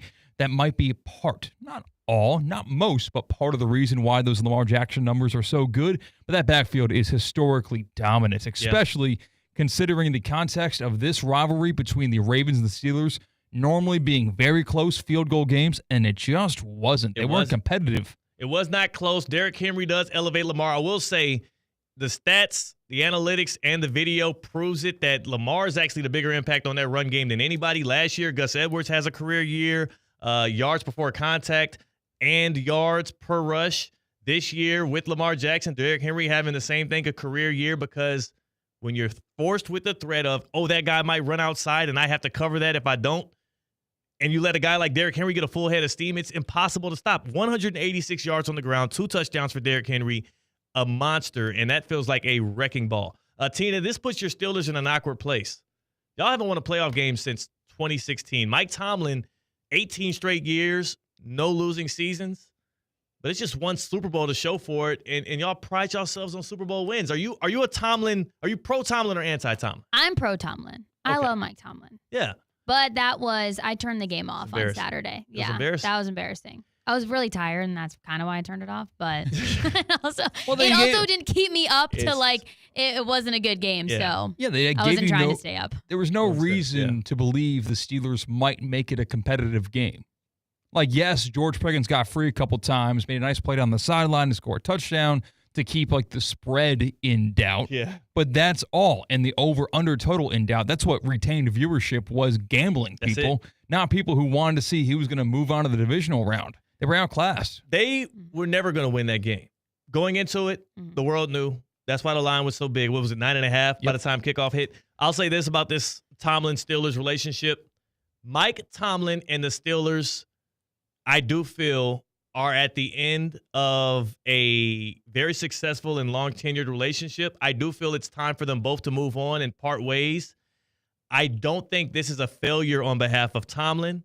I think the lack of success for the Steelers over these past 10 years or so has more to do with the organization's hanging on too long to Ben Roethlisberger and also not taking a big swing for a real quarterback. You are in the AFC. You cannot play around and try and do these reclamation projects with Russell Wilson or into the first-round picks like Kenny Pickett. You have to go get a dog at the top of the draft, and if you can't do that, you got to go trade for one. The Steelers haven't done so, and that's why they are 10-7, and that's why they are residually mediocre or slightly above. That is not – show me the coach that would have won that game for the Steelers last night. Exactly. Mike Tomlin needs to move on from the Steelers just as much as the Steelers need to move on from Mike Tomlin. Yes. And thinking that they need to move on from him is not an indictment on Mike Tomlin. No. It's the relationship and what they are producing as a union is what is not going to cut it in Pittsburgh. It's like Evan Cohen said it on Sportsman, he's almost too successful for his own good because he won't get them a top pick. So he keeps squeezing out these wins with these miserable quarterbacks. I'll say this lastly. To the Steelers fans that are chanting fire Mike Tomlin, be careful what you wish for, because when you reach for great, you might realize that good felt a little bit better. A lot of people chase greatness, chase perfection, chase that thing that they wish they had, giving up on, the one in the hand, two in the bush thing. Sure, it could be a very miserable next 3 seasons with the next regime that they might have to fire that guy and then find the real answer. It'll be good, though, because they'll get a quarterback maybe out of it. Yeah, I don't know. I think that being a fan of a team who's really good or great, but not good enough to have a sense of accomplishment, and a sense of accomplishment is, for a lot of teams, just winning a playoff game. For some teams, it's above 500. For some teams, it's making the playoffs. Some teams, like the Chiefs right now, it is just counting Lombardis. Some teams, the Ravens, it's making the Super Bowl. Yeah. Getting hope, building hope, and then being let down time after time after time might be more damaging than being never given hope to begin with. That is true. That is true, but imagine being a Dolphins fan. Fair. Tina, imagine not ending the happy hour or the last call. Can't do that. What you got for us today on this Monday following Wild Card Weekend? I've got another fill in the blank. 3 words. Yes. Believe you can and... You will. Do it. No. That was 4 words. It's 3 words. You will achieve. No. Believe you can and... Believe you can't. How many words again? 3 words. Believe you can. The first word could be 2 words. But you'll do. You'll sure do. Believe you can, and damn it, that's good. All right, what is it? And you're halfway there. I said the and. You're halfway there. Thomas the Train. Thank you, Tina. Yes. That was the happy hour. C-Cat's really disappointed in that one. On the other side, Sorry. I give you closure. I give you closure for this NFL wildcard weekend. That's C-Cat. That's Tina. I'm Theo Dorsey. We're Theoretically Speaking. Is your car stuck in the past? Is it still, lacking excitement? Time for a change? Hello 2025 Discovery Sport. With sleek design, incredible performance, and, wait for it, 3.9% APR for 48 months. Yes, you could be driving this beauty for as low as $22.53 a month per 1,000 financed. That's practically a steal. Don't let your old ride make you feel like a dinosaur. Get into a Discovery Sport today and feel like you're driving the future. Only at Land Rover Palm Beach. The Club at Lost Lake, a championship Fazio design golf course in Hope Sound. Golf and social memberships are now available with no waiting list and immediate access. The course and club will see over $10 million in capital improvements and is one of the best private club values in the area. Experience the beauty and challenge of this renowned course for yourself. Enjoy year-round access to exclusive amenities and events. Visit clublostlake.com to schedule a visit today. Don't miss out on this incredible course. And please, putt responsibly. Hi, I'm Scott Smith with Smith Ball Baez and Prather, Florida Injury Lawyers. As you have likely seen and heard, law firm advertising is at an all-time high. Attorney ads seem to be part of every radio and TV commercial segment. Some firms are even using paid actors and actresses to speak for them. At Smith Ball Baez and Prather, we know that the decision to hire a law firm should never be based on advertisements alone. It is our past results and many positive 5-star reviews that we encourage you to read at smithball.com to learn more about our law firm. We have board-certified lawyers. We have lawyers listed in the best lawyers in America and in super lawyers. But most importantly, we have experienced lawyers located right here in Palm Beach County and the Treasure Coast that are ready to be your advocate and your voice, and fully prepared to start fighting for your legal rights today. Our purpose, legal power. Our mission, huge results. If you've been injured, the lawyers at Smith Ball Baez and Prather will help. Call us at 500-HELP, 500-HELP. With Smith Ball Baez and Prather, help is just a local phone call away. Offices Palm Beach Gardens, Boca Raton, and Port St. Lucie.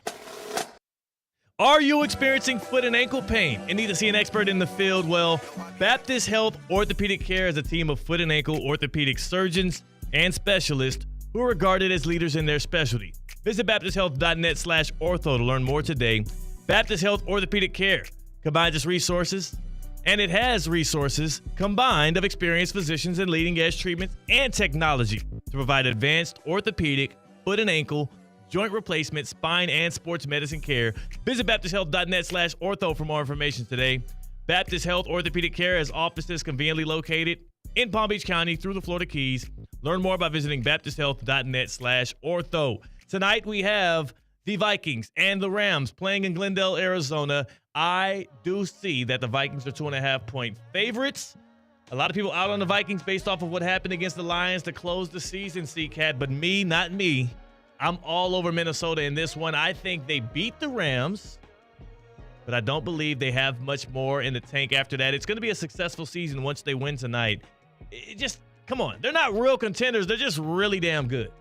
Did you change your mind over the weekend? I think we had the Rams going into the weekend. No. We didn't make an official pick or anything. No, you always thought Vikings. Always thought Vikings. I'm going Rams here. I think we're having an instant classic type game, but I'm going with the better quarterback, and I'm going with who I think is the better coach with Sean McVay and the Rams. Right. I agree with you. Sean McVay might be the better coach, and Stafford might be the better quarterback. I think the margins on both of those are thinner than we think.